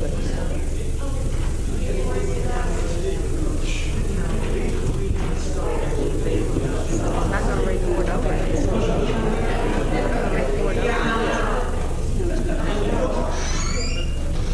This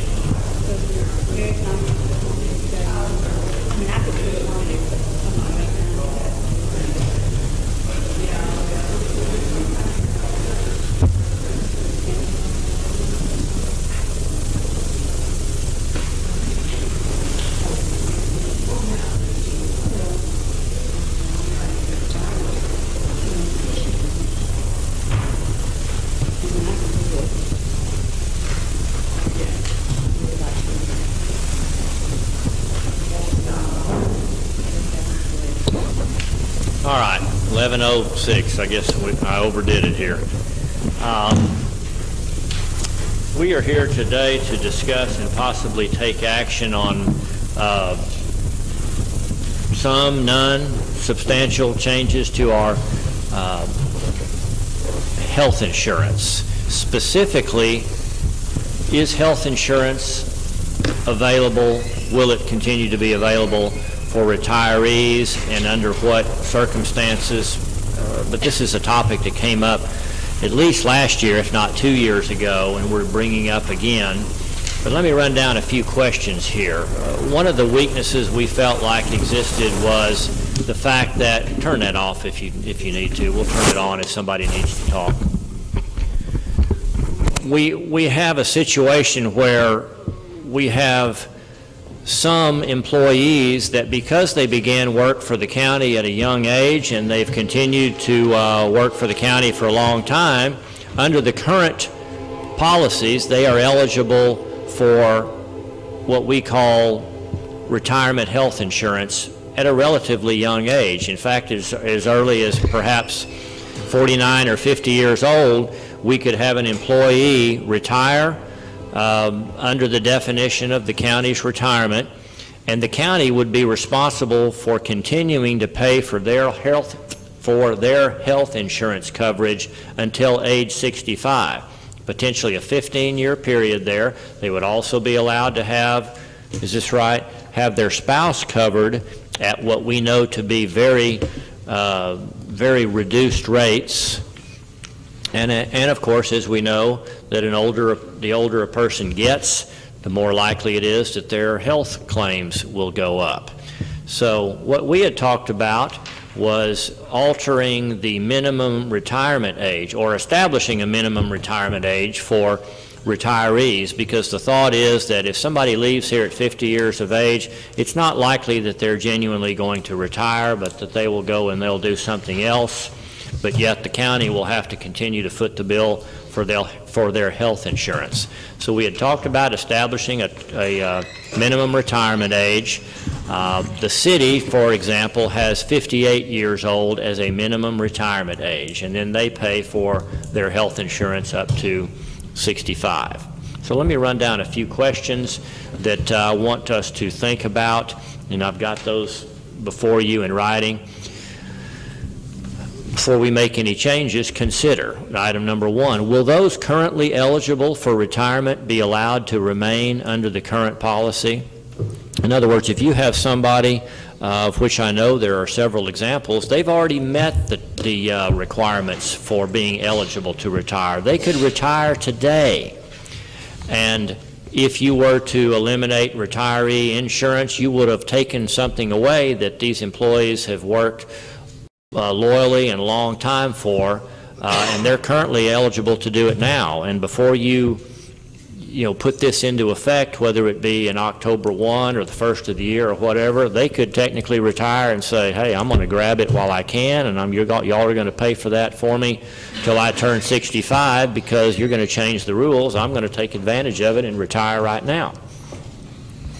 Item number 2, what is your target minimum retirement age? Where do you want to see a minimum age be if you're going to require an employee be a minimum age before they're eligible to retire? 55 years old, 58 like the city, 60, 62, or if you say 65, you're essentially saying we're eliminating employee retirement health insurance, because we only pay up to 65 anyway. And if you're going to say, we're not going to do it, then effectively you eliminate that.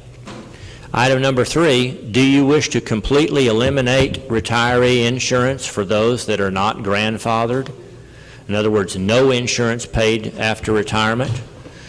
And I meant in that word grandfathered, I'm assuming that we would consider the possibility of grandfathering in existing employees, so that changes that you make here may or may not affect these folks that are already employed by the county.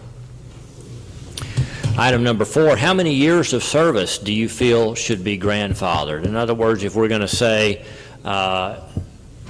we don't want our current employees to be impacted, Or are you going to say if you've worked here for 5 years or 10 years or 15 years, if you don't have more than 10 years of service, we feel like we can take away that policy because you haven't been here that long. Item number 5, should the county purchase individual Blue Cross type health insurance policies with similar or even different coverages for retirees rather than allowing them to remain under our self-funded plan? Again, we assume that the older a person gets, the higher the potential health care costs are. And the thought here is, if we were to purchase an individual policy for a retiree, then we would be subject to increases in the annual premium, but we would not be subject to the open-ended, unknown health care claims that any employee could cause the county. Because we are a self-funded plan, essentially the county is paying for whatever those health claims are. Yes, we do have backup stop-loss insurance that kicks in at about $50,000, but if somebody were to have a serious surgery or a heart problem or something like that, the county could be out $10, $20, $30, $40, $50,000 on that employee because of our self-funded nature. So the idea was, if we spin off an employee and say we're going to provide you a Blue Cross policy at $1,000 a month, whatever it costs, it will likely be more expensive than what we are funding for each employee right now, but we protect ourselves from a big, huge claim. Now, a big, huge claim comes along, and we would need to be prepared for a higher premium related to that employee or to that group, but at least there's some protection there from the high end of our current claims in a self-funded plan.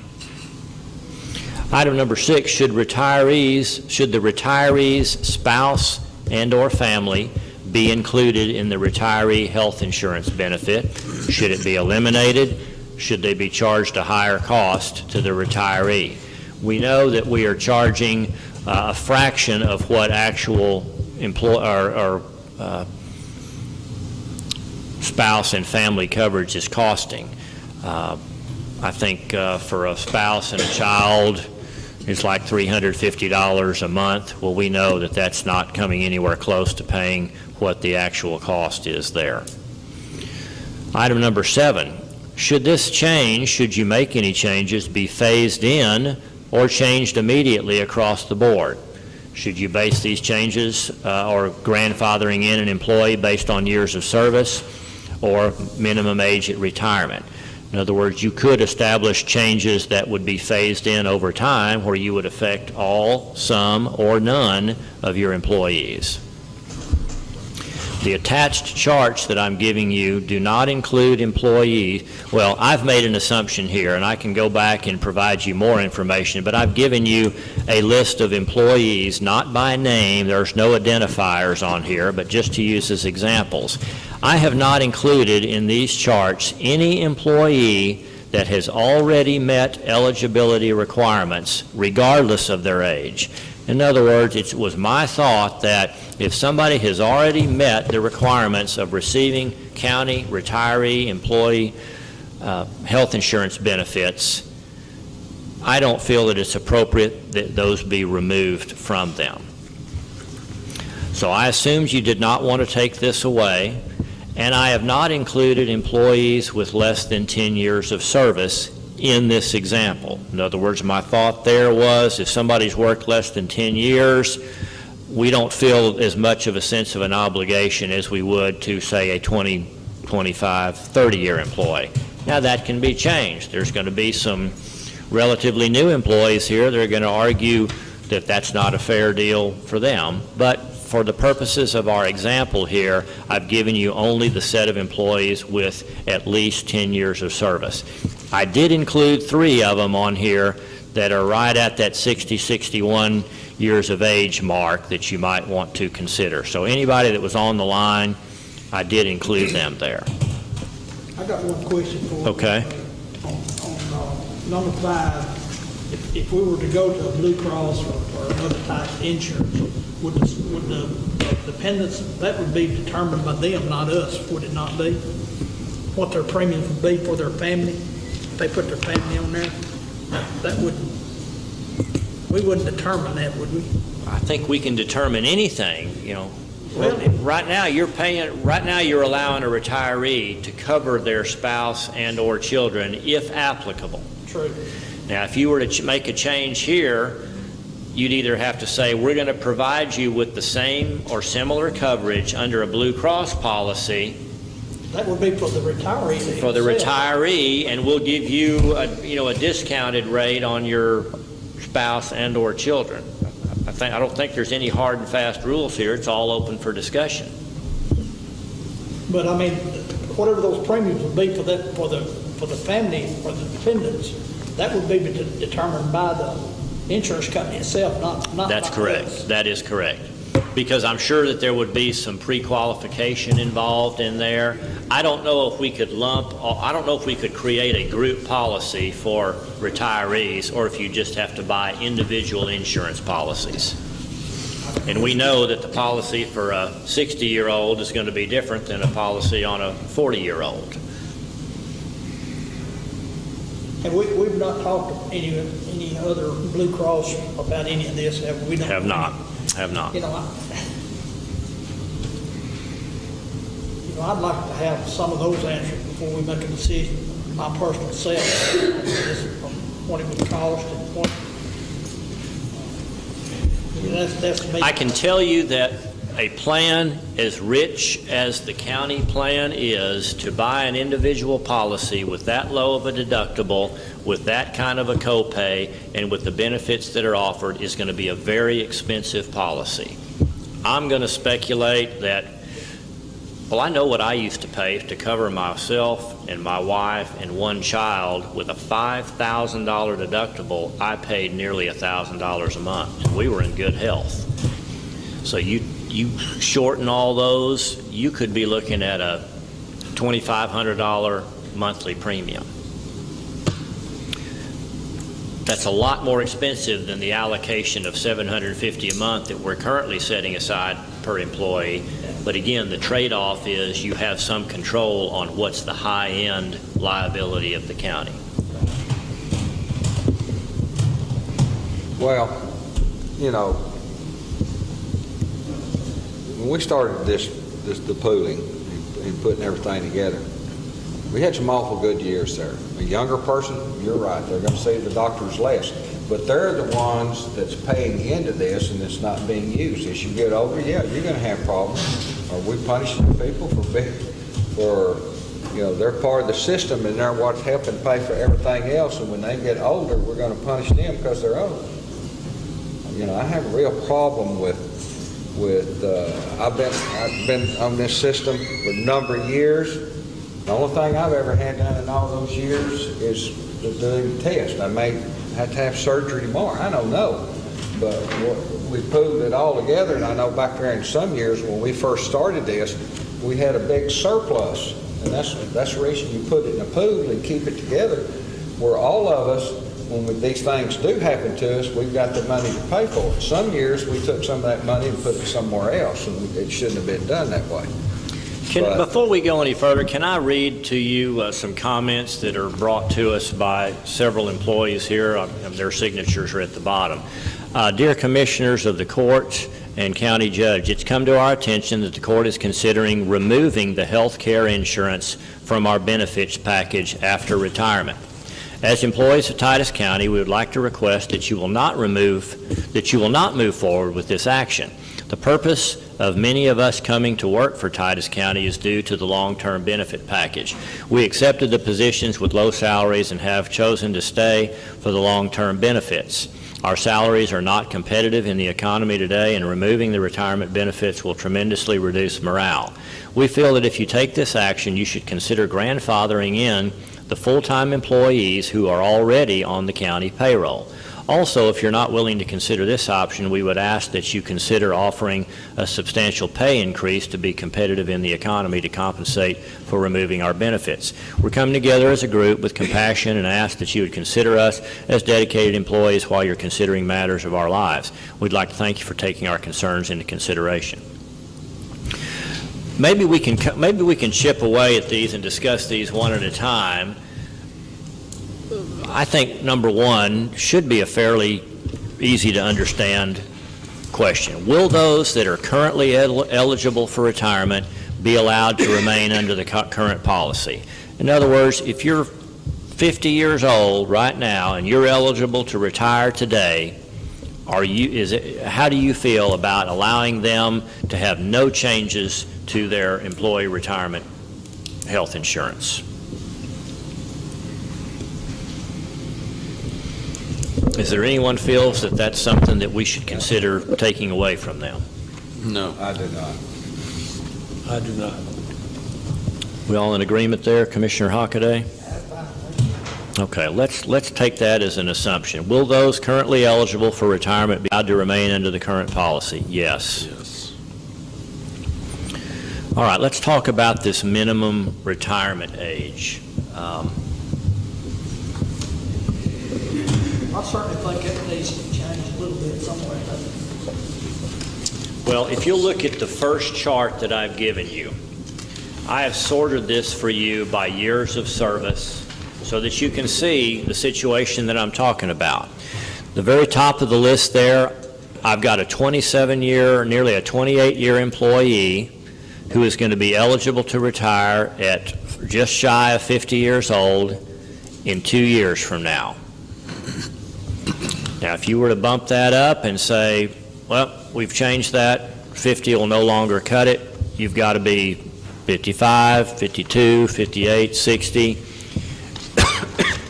And if they had plans of retiring at 50, then you'd be paying for 15 years of coverage.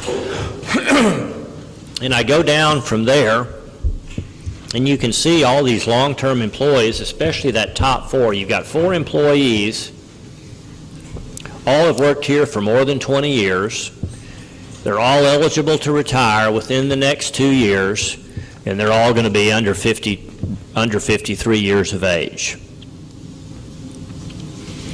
In that next group there, you'll see they range from 16 years down to 12 years. And here again, you're looking at retirement ages in the mid-50s and retirement eligibility here within the next few years. Now again, I've only put on this list those that have worked 10 years or more. We're not even considering those that you might impact that have worked less than 10 years. And again, my thought was there that maybe you don't feel as much responsibility to those employees that are relatively new, but if I'm wrong on that, we need to expand this list substantially.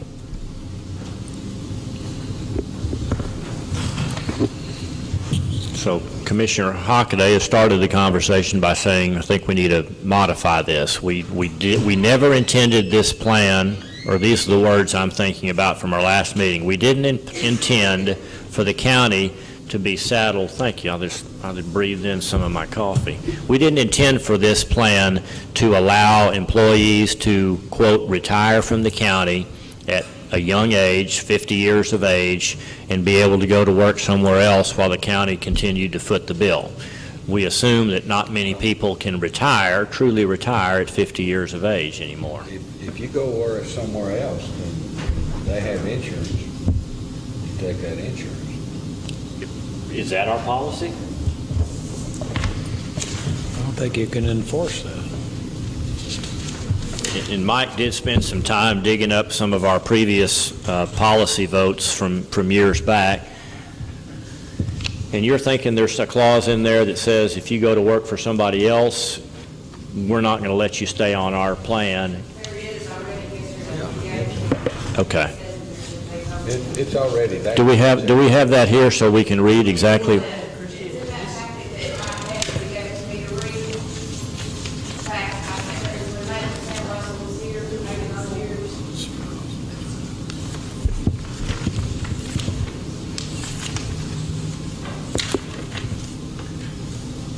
Okay, this is from September 13th of 2010. I think it's maybe through there.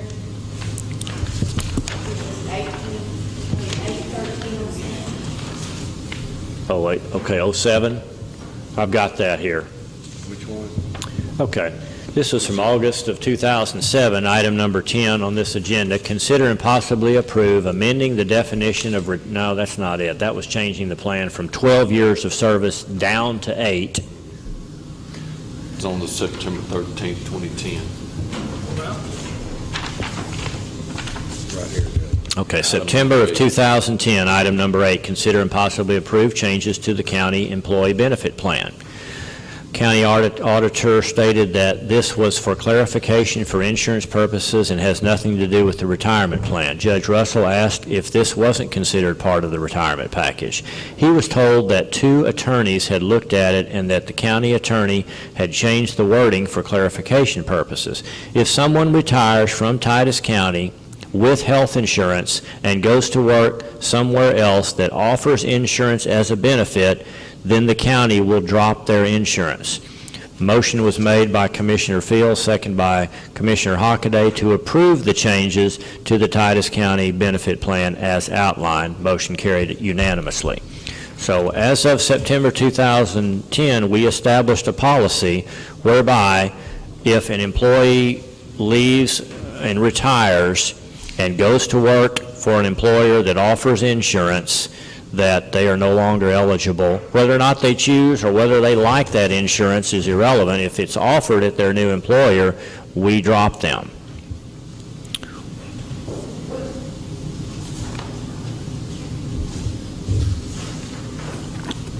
We take comments.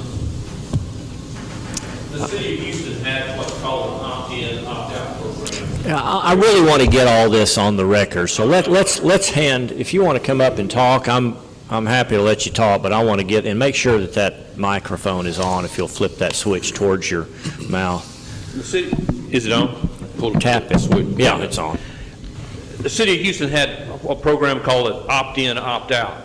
And basically what it let us do is when we retired from there, we took our insurance with us. Now, we paid a substantial amount of that insurance, but it would let us opt in or opt out. If we wish to go to work for some place that offered insurance, we could opt out of the Houston insurance, which would allow you to go to work someplace else and not have to worry about your insurance, because if this new job you took didn't work out, you could opt back in.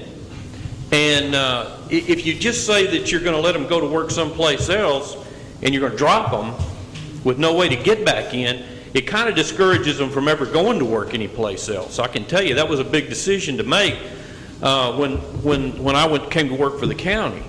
So an opt-in, opt-out program actually encourages them to let them go to work someplace else if they want to, get that insurance. If it's offered, they have to take that insurance. But 2 years from now, if that job don't work out, they can opt back into their retirement insurance that they have with the county. It's an incentive for them to allow them to go to work someplace else and still not worry about whether or not they'll have insurance a few years later. And I Does that make understand, sense to it you? makes clear sense, but this policy change did not take that into consideration. I do see that, but I mean, if I'm 55 years old, I've got county insurance, unless I go to work someplace else, then I have no county insurance or no way to get it back. You got a decision at 55 whether you actually want to go to work again. Okay. And it's important, I think, for them to have that ability to go to work if they can. What did they do for you to show proof that you went somewhere else? What did they do? Like, I mean, with us, if you go somewhere else to work, how are we going to know that they're going and working? We can't tell them, turn in your tax return to prove that you're going to You remember how I had to prove that? insurance here? Yeah. Yeah, we had to send it into the county send it into the city to let them know that I picked up this insurance. And that was you being honest, telling the city you were going to work somewhere else. You're not going to know. well, here's the other deal, though. It's because I was retired, I had to pay a certain amount of my insurance. So there I had a benefit by going back to work and being able to pick up that insurance. I no longer had to pay the city of Houston at that time about $300 a month. But I still would have been hard to decide because I wouldn't have been able to get back in if I needed back in. If I decided that John Mark didn't need me tomorrow, then I could still go back and get my City of Houston insurance. And so, there was no risk in going to work and losing all your insurance. And that's the way that worked. And I understand what you've said there, but I mean, that might be something you want to consider about an opt-in, opt-out program like that. Still, we would not know if somebody is staying at home or going back to work. Well, and we've talked about that before. Yeah, how do you monitor that? Somebody moves off to California and goes to work. Well, they're not going to be. They're obviously not going to have dual coverage.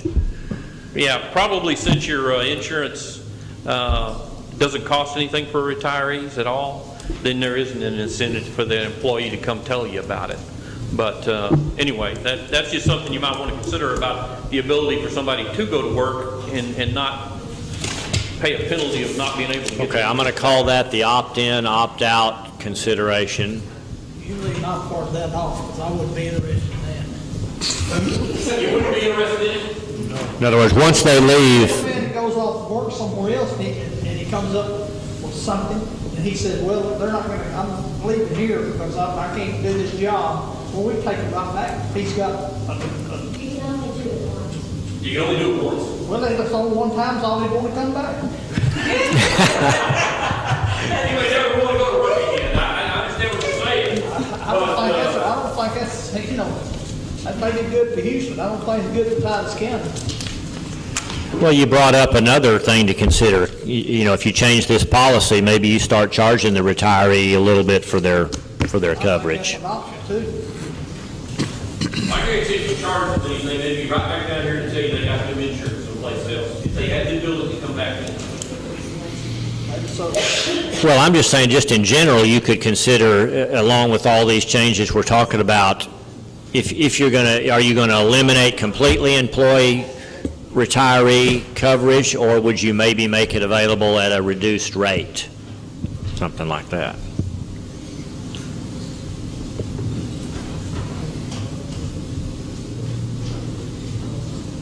You know, you're looking at this age and you said, well, some people could retire at the, well, they've been here all those years and retired. You know, to me, that's a benefit package that rewarded them. They may have had several chances to leave and go somewhere else. But because of this package, they decided to stay here, not because of the money that we're making. They're looking down the road. They're not looking at right then. Well, the way you would take care of that is just say, as of today's date, any new hires don't have retiree insurance, but everybody else, whether you've been here 1 day, 1 year, 20 years, you can count on having the same unaltered retiree insurance. If you meet the requirement, if you meet the 8 years, if the rule of 75 plays. In other words, no changes to anybody currently employed. That's how you would take care of that. You'd have no, disappointed employees. But yet you would be prolonging this transition for, many, many, many years. So again, the subject is minimum retirement age. Is that appropriate? Is it not appropriate? I certainly think that it's appropriate that we have a minimum retirement age, because we never intended to have a 50-year-old retiree that we're paying for 15 years. Now, do you start that for all new hires, or do you wean it in, or how do you do that? Well, I agree we should have a minimum retirement age for incentive to let them keep working, good employees, like Christie and Mickey. Now, as I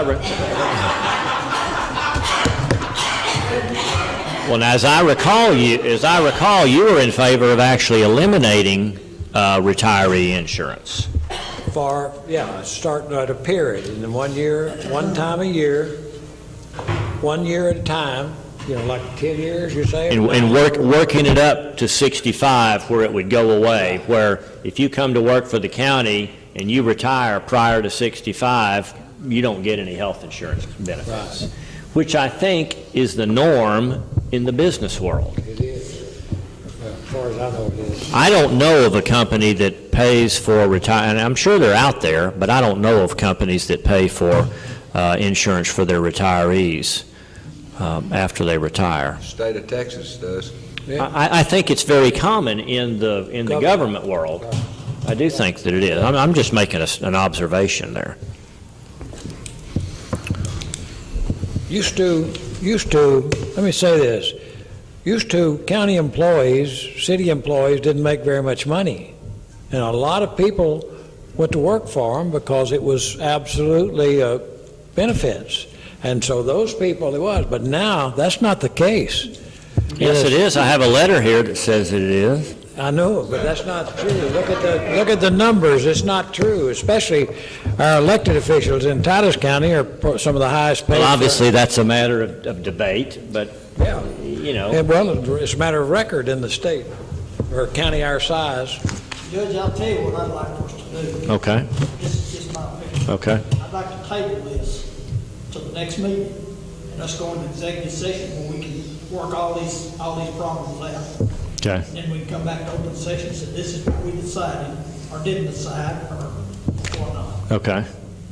That would be what I would like to do. And I think that that's good, but I did want the employees to understand what the things were that we were considering. And right now, there's some confusion out there as to, what are you getting ready to do to me here? And it's a multifaceted discussion here. It's not a simple discussion. And again, it ranges from having no impact to anybody that works here to having a lot of impact. A lot of people, I understand that. So you'd like for me to establish an evening work session, or would you like to have a special day that we set aside this to talk about? I think we need to do an executive session when we do it. Okay, but do you want me to have that executive session at our next meeting, which will be a nighttime meeting? I think we need to do it in a daytime meeting. Okay, have a special meeting. Judge, well, I've got that, we're gonna open those bids the 18th, we can do it right, because that's all we're gonna deal with that day. That's on the Monday. Monday, the 18th. And what time are we doing that? At 9. Well, I've booked several probates that day after our morning meeting that I'm assuming will be fairly short. Now, we could come back after lunch. What do you all want to do as far as? Posted it. He's talking about, he's requested a special agenda for Monday, the 18th, a day that we wouldn't normally have a meeting. For the morning? For the morning, solely to approve bids for his road work. And he was suggesting that we tack this executive session onto that meeting, but I've booked some probates that morning. Yeah, that afternoon, I got a doctor's appointment too. Okay. What are good days maybe of that week that we can revisit this? Any other day would be fine. Okay. What about that Tuesday morning? We don't have to adjourn, we can just. Yeah, we can do it on Tuesday morning, not have to adjourn. And not have to do Let me get my meeting.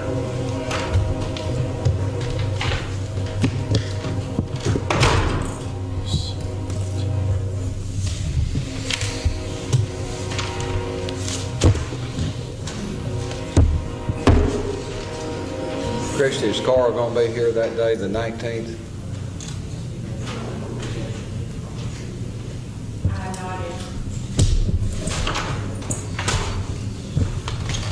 No, I've got trial that day,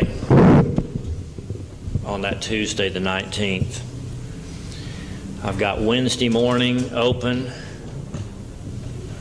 I've got Thursday after 10 o'clock open, and then Friday all day open on the 22nd. We'll do it on Wednesday.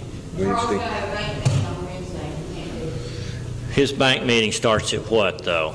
It just depends, what, is it 11? It won't start till 11:30, or, See, I think he'll be tied up. okay, so don't commit him to that.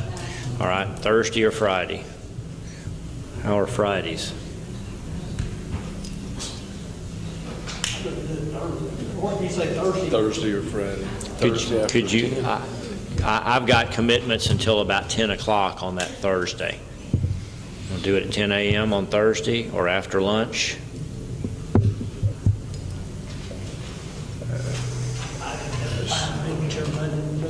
After lunch.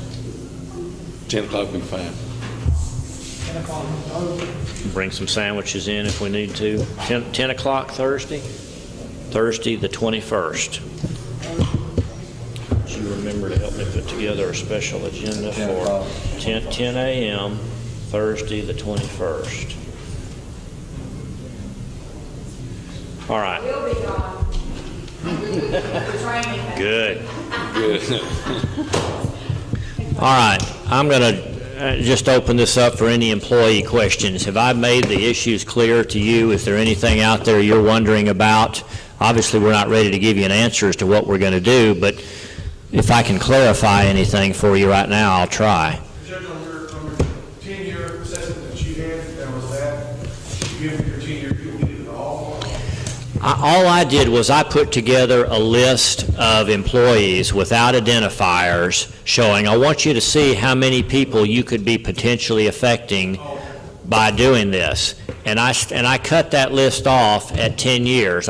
My rationale was, you know, perhaps I can deal with a less than 10-year vested employee. I don't feel as bad about altering their benefits and changing their minimum retirement age as I do somebody who's just a few years away from retiring.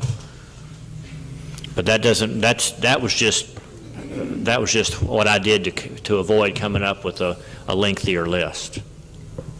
That doesn't necessarily give you an indication of what we're going to do. Anyone else? Okay. Talks about 60. Is there anything in those old policies that you'd like to go over, Commissioner? What Mike did was he pulled out some old minutes of previous court agendas for the last 20 years where this subject was brought up, because sometimes we forget what policies are in effect.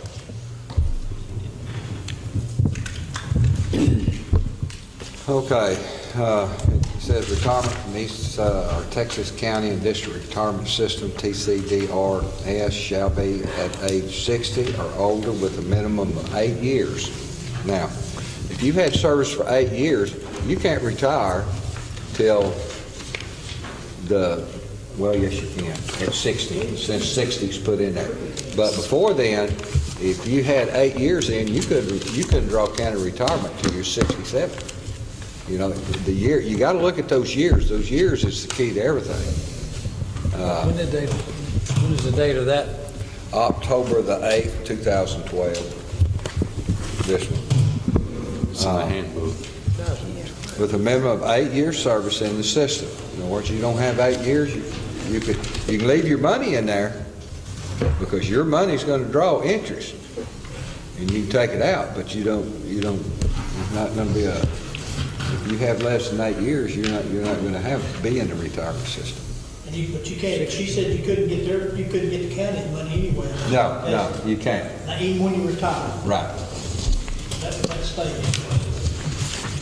All right. But after 8 years, you're vested. So You're vested. You're vested. You're vested. That's right. You know, Before that, you can't get the county part. I've had a few people say, "Well, go to work for the county after 8 Well, years." did that change, or that's still the Doesn't work policy? like that. Is that still the policy? 60? Did you say 60?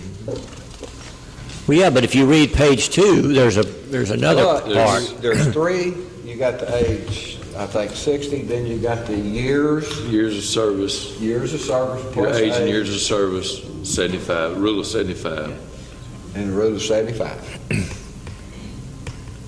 Well, but it also says on the page 2, if you'll flip, retirement from the county shall be defined as 8 years of continuous service for vestment. Benefits shall be available when the sum of the employee's age plus years of service equals 75. Well, we have that situation here when a youngster starts work here and works here for a long time, they can be less than 60.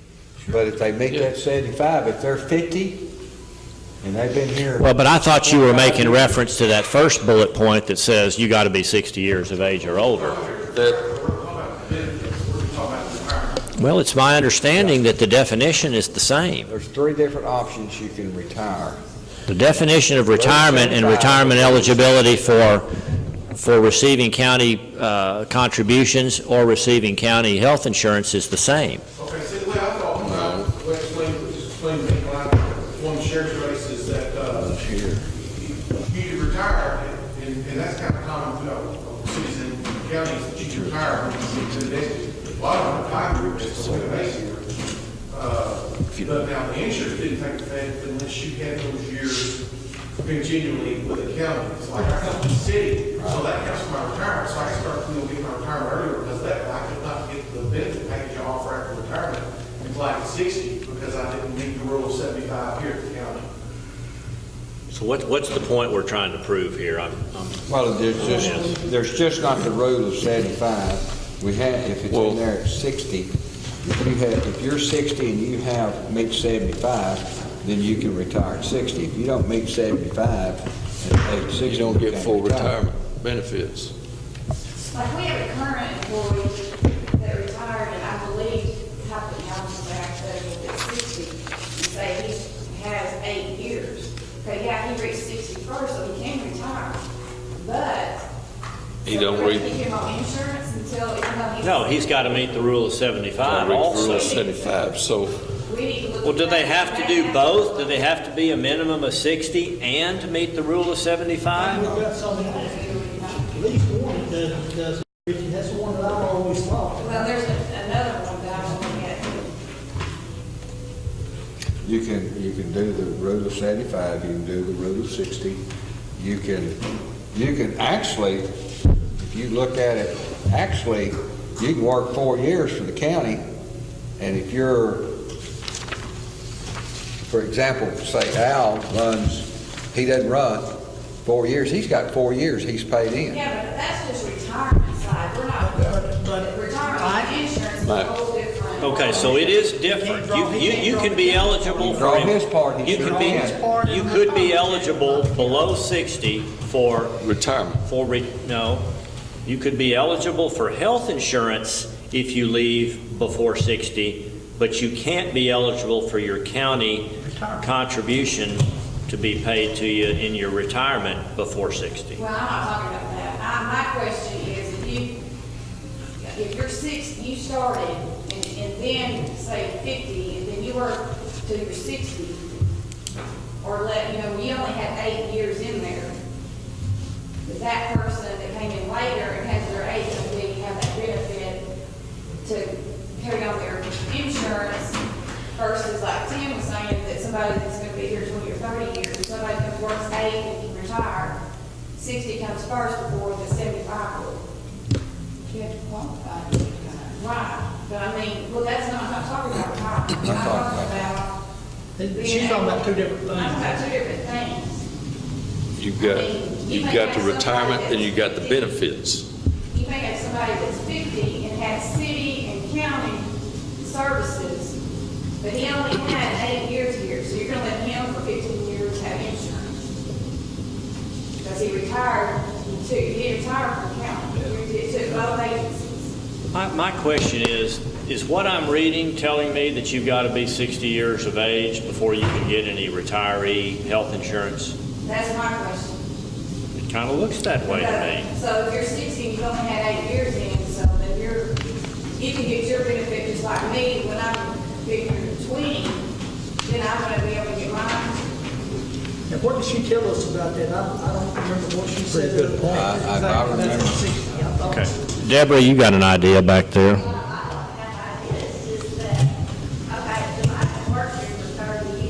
Okay, I need you to be at a microphone if you want to talk, or we'll pass you one, because I can't hear you, and I know the mic, the recording won't hear you. There's 3 officers, judges. We I don't think 30 years makes any difference, Debbie. Okay. Because I worked. Is that on? I don't know. Yeah, okay. Okay. I worked here for 30 years, and I am 52, so that, my age right now is, what, 82?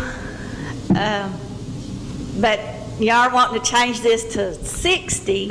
I'm saying it might already be 60 the way that I'm reading this. What that's saying is, you can do the rule of 75, will get her, where she can retire at an earlier age than 60.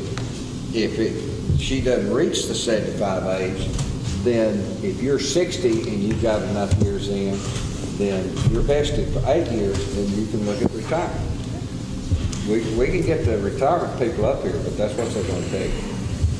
I was up here the other day. Yeah.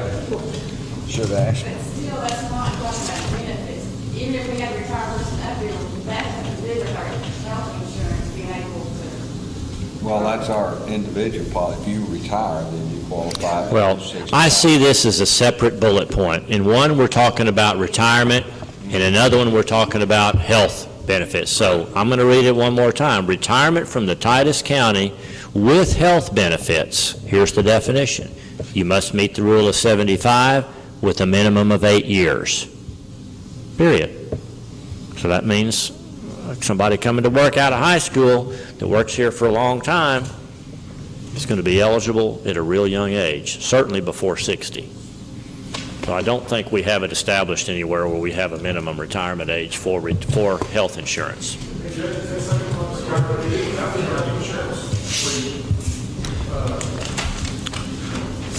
The way I'm reading it, you've got to be 60 or older with a minimum of 8 years to qualify for retirement from TCDRS and get your county contributions coming back to you. Just for the sheriff, for instance, he worked for the city how many years?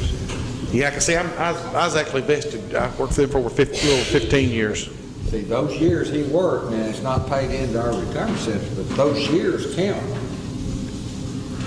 You just said, Are you sure? I thought he said that he's got to be paid into this retirement. no, He just works anywhere. the years count. Well, no, our retirement systems count together because they're kind of considered sister retirement systems on the deal. But no, but that's not the deal. The county match what I'm wondering. Here she is. His other city is one account, his county here is another account. They did not combine them. He's going to draw a retirement off of his city, and he's going to draw a retirement off of his county. That's That's the way it was explained to me about the price. But you can use the services of both years to get your years. But you can't combine them. No, well, even forget all that. What about, what I'm interested in is the, you can't get, I thought you could get the county matching after you reach the rule of 75, but if you were here 8 years, you just had to be vested 8 years, then you could get the county matching. Even if you're less than 60, is that what you're saying? On that, not on the benefit package for retirement, I'm just talking about the retirement itself. Just, yeah, like if you just retire. Okay. I mean, is that the case, or if you're here 8 years, don't you get the county matching? I believe the answer to that is yes. Okay. That's what I'm reading right here. And that's why I Retirement put the from two together a while ago, retirement what we're from putting Titus together. County shall be defined as 8 years continuous service for vestment. Benefits shall be available when age plus service equals 75. Now, in your case, you get to bring some years of service with you from a Right. previous life. But too, I mean, and this is what we got to realize, and I know that's why we're looking at this. It's important that the county stays financially strong so that we can have stuff when we retire. Because if the county don't have any money, when we get ready to retire, then nobody gets any.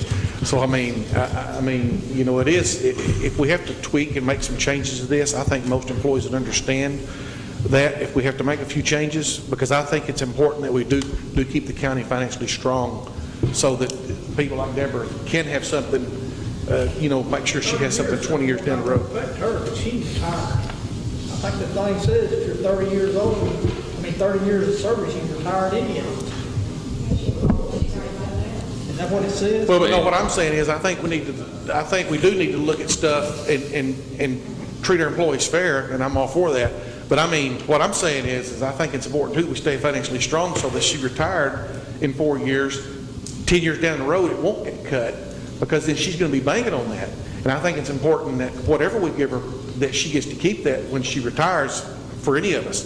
So, I mean, if we have to make some changes and tweak some things, I mean, I can understand that, and I think most employees could, because I think they'd rather tweak a few things now and take care of it where we're going to be financially strong later to make sure that we still have what we're promised when we do retire.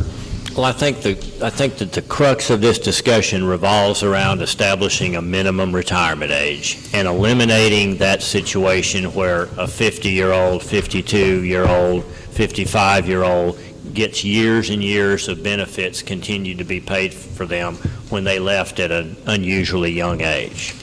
Right. And that's what I'm saying. I mean, if it makes the county financially strong to put a minimum age on it, and if it'll help out to assure that Deborah and people like Deborah will continue to get their benefits. I mean, I think that's reasonable. Well, Deborah, you're already eligible for employee health insurance if you retired today. Is that right, or no, or not right? So you've already heard from us that you got nothing to worry about. I don't know about not anything to worry about. Related to employee health insurance. Anything else? We're going to try to get this meeting in under 3 hours today. All right. Let's move on to closing comments. Yeah, let's do that. That's right. He did make that motion, and I never did follow up on that. Motion by Commissioner Hockaday to table any consideration of changes to the retiree health insurance policy. A second by Commissioner Fields. All in favor, say aye. Aye. And we've established that next meeting to include an executive session to occur on Thursday, the 21st, 10 a.m. Yeah, and just while we're talking about that, we've got a special meeting at 9 a.m. on Monday, the 18th. Mark your iPads. Monday, the 18th at 9 a.m. All right. Item 21, closing comments. I'll start with Commissioner Hockaday. I don't really have even, not to mention Highway 67 that we got. Yes, we did get good news for those of you that recall the discussion on TxDOT requiring us to do a fog seal job to Highway 67 near the intersection of the new 2348, and PTP called me and asked me if I would contact TxDOT and ask one more time before we do this $40,000 fog seal, would you possibly let us out of that? And I made that call, and they were kind enough to call back and said, we don't think there will be enough benefit to that fog seal to require you to do it, and therefore you don't have to spend that $40,000. So that was a good recommendation from PTP and a nice gesture by TxDOT Atlanta. Anything else? I have nothing. Okay. I don't think I have anything. Thank you for allowing us to have this meeting early for my benefit. I don't have anything, Judge. I'd like to comment about the auditor. Everything I've read, nothing against Arnold, Walker and Arnold. It's the fact that they recommend that you change auditors with a regular, every once in a while, you do it. And even Carl said he could see the reason for that happening, and that's the reason that I didn't vote for them. I thought maybe we should try that. I understand you completely, and I agree that is still something that I would like to see us consider at some point in the future. I am perfectly happy and confident with Arnold Walker and Arnold. A new set of eyes can't be a bad thing, other than the fact that it removes money out of the $100,000 out of the local economy over a 3-year period. But yes, point well made. Anything else? Emily, you have something? I'm confused. When is the special meeting and what time? We've got a couple of special meetings. First of all, I was only going with one. Monday 3 days from now was supposed to be our first meeting of the month. We're taking care of that today. So this is really not a special meeting other than it's a different day. We have a special meeting on Monday, the 18th at 9 o'clock. That's going to be a week from next Monday, 10 days from now. The sole purpose of that meeting is to allow us to open bids on the county energy reinvestment, transportation reinvestment zone job that Mike Fields has. We're just going to open a bid for him utilizing an outside contractor to do that work for him. That'll be the only item on that agenda. Then there will be 3 days after that, on Thursday the 21st, we will have a meeting, which right now all I anticipate doing is going into executive session to continue the discussion on retiree health insurance. Then we'll be back on regular schedule Monday evening, the 25th at 6 p.m. Okay. You bet. I'll move for a motion to adjourn. Motion by Commissioner Hockaday and second by Commissioner Hinton. All in favor, say aye.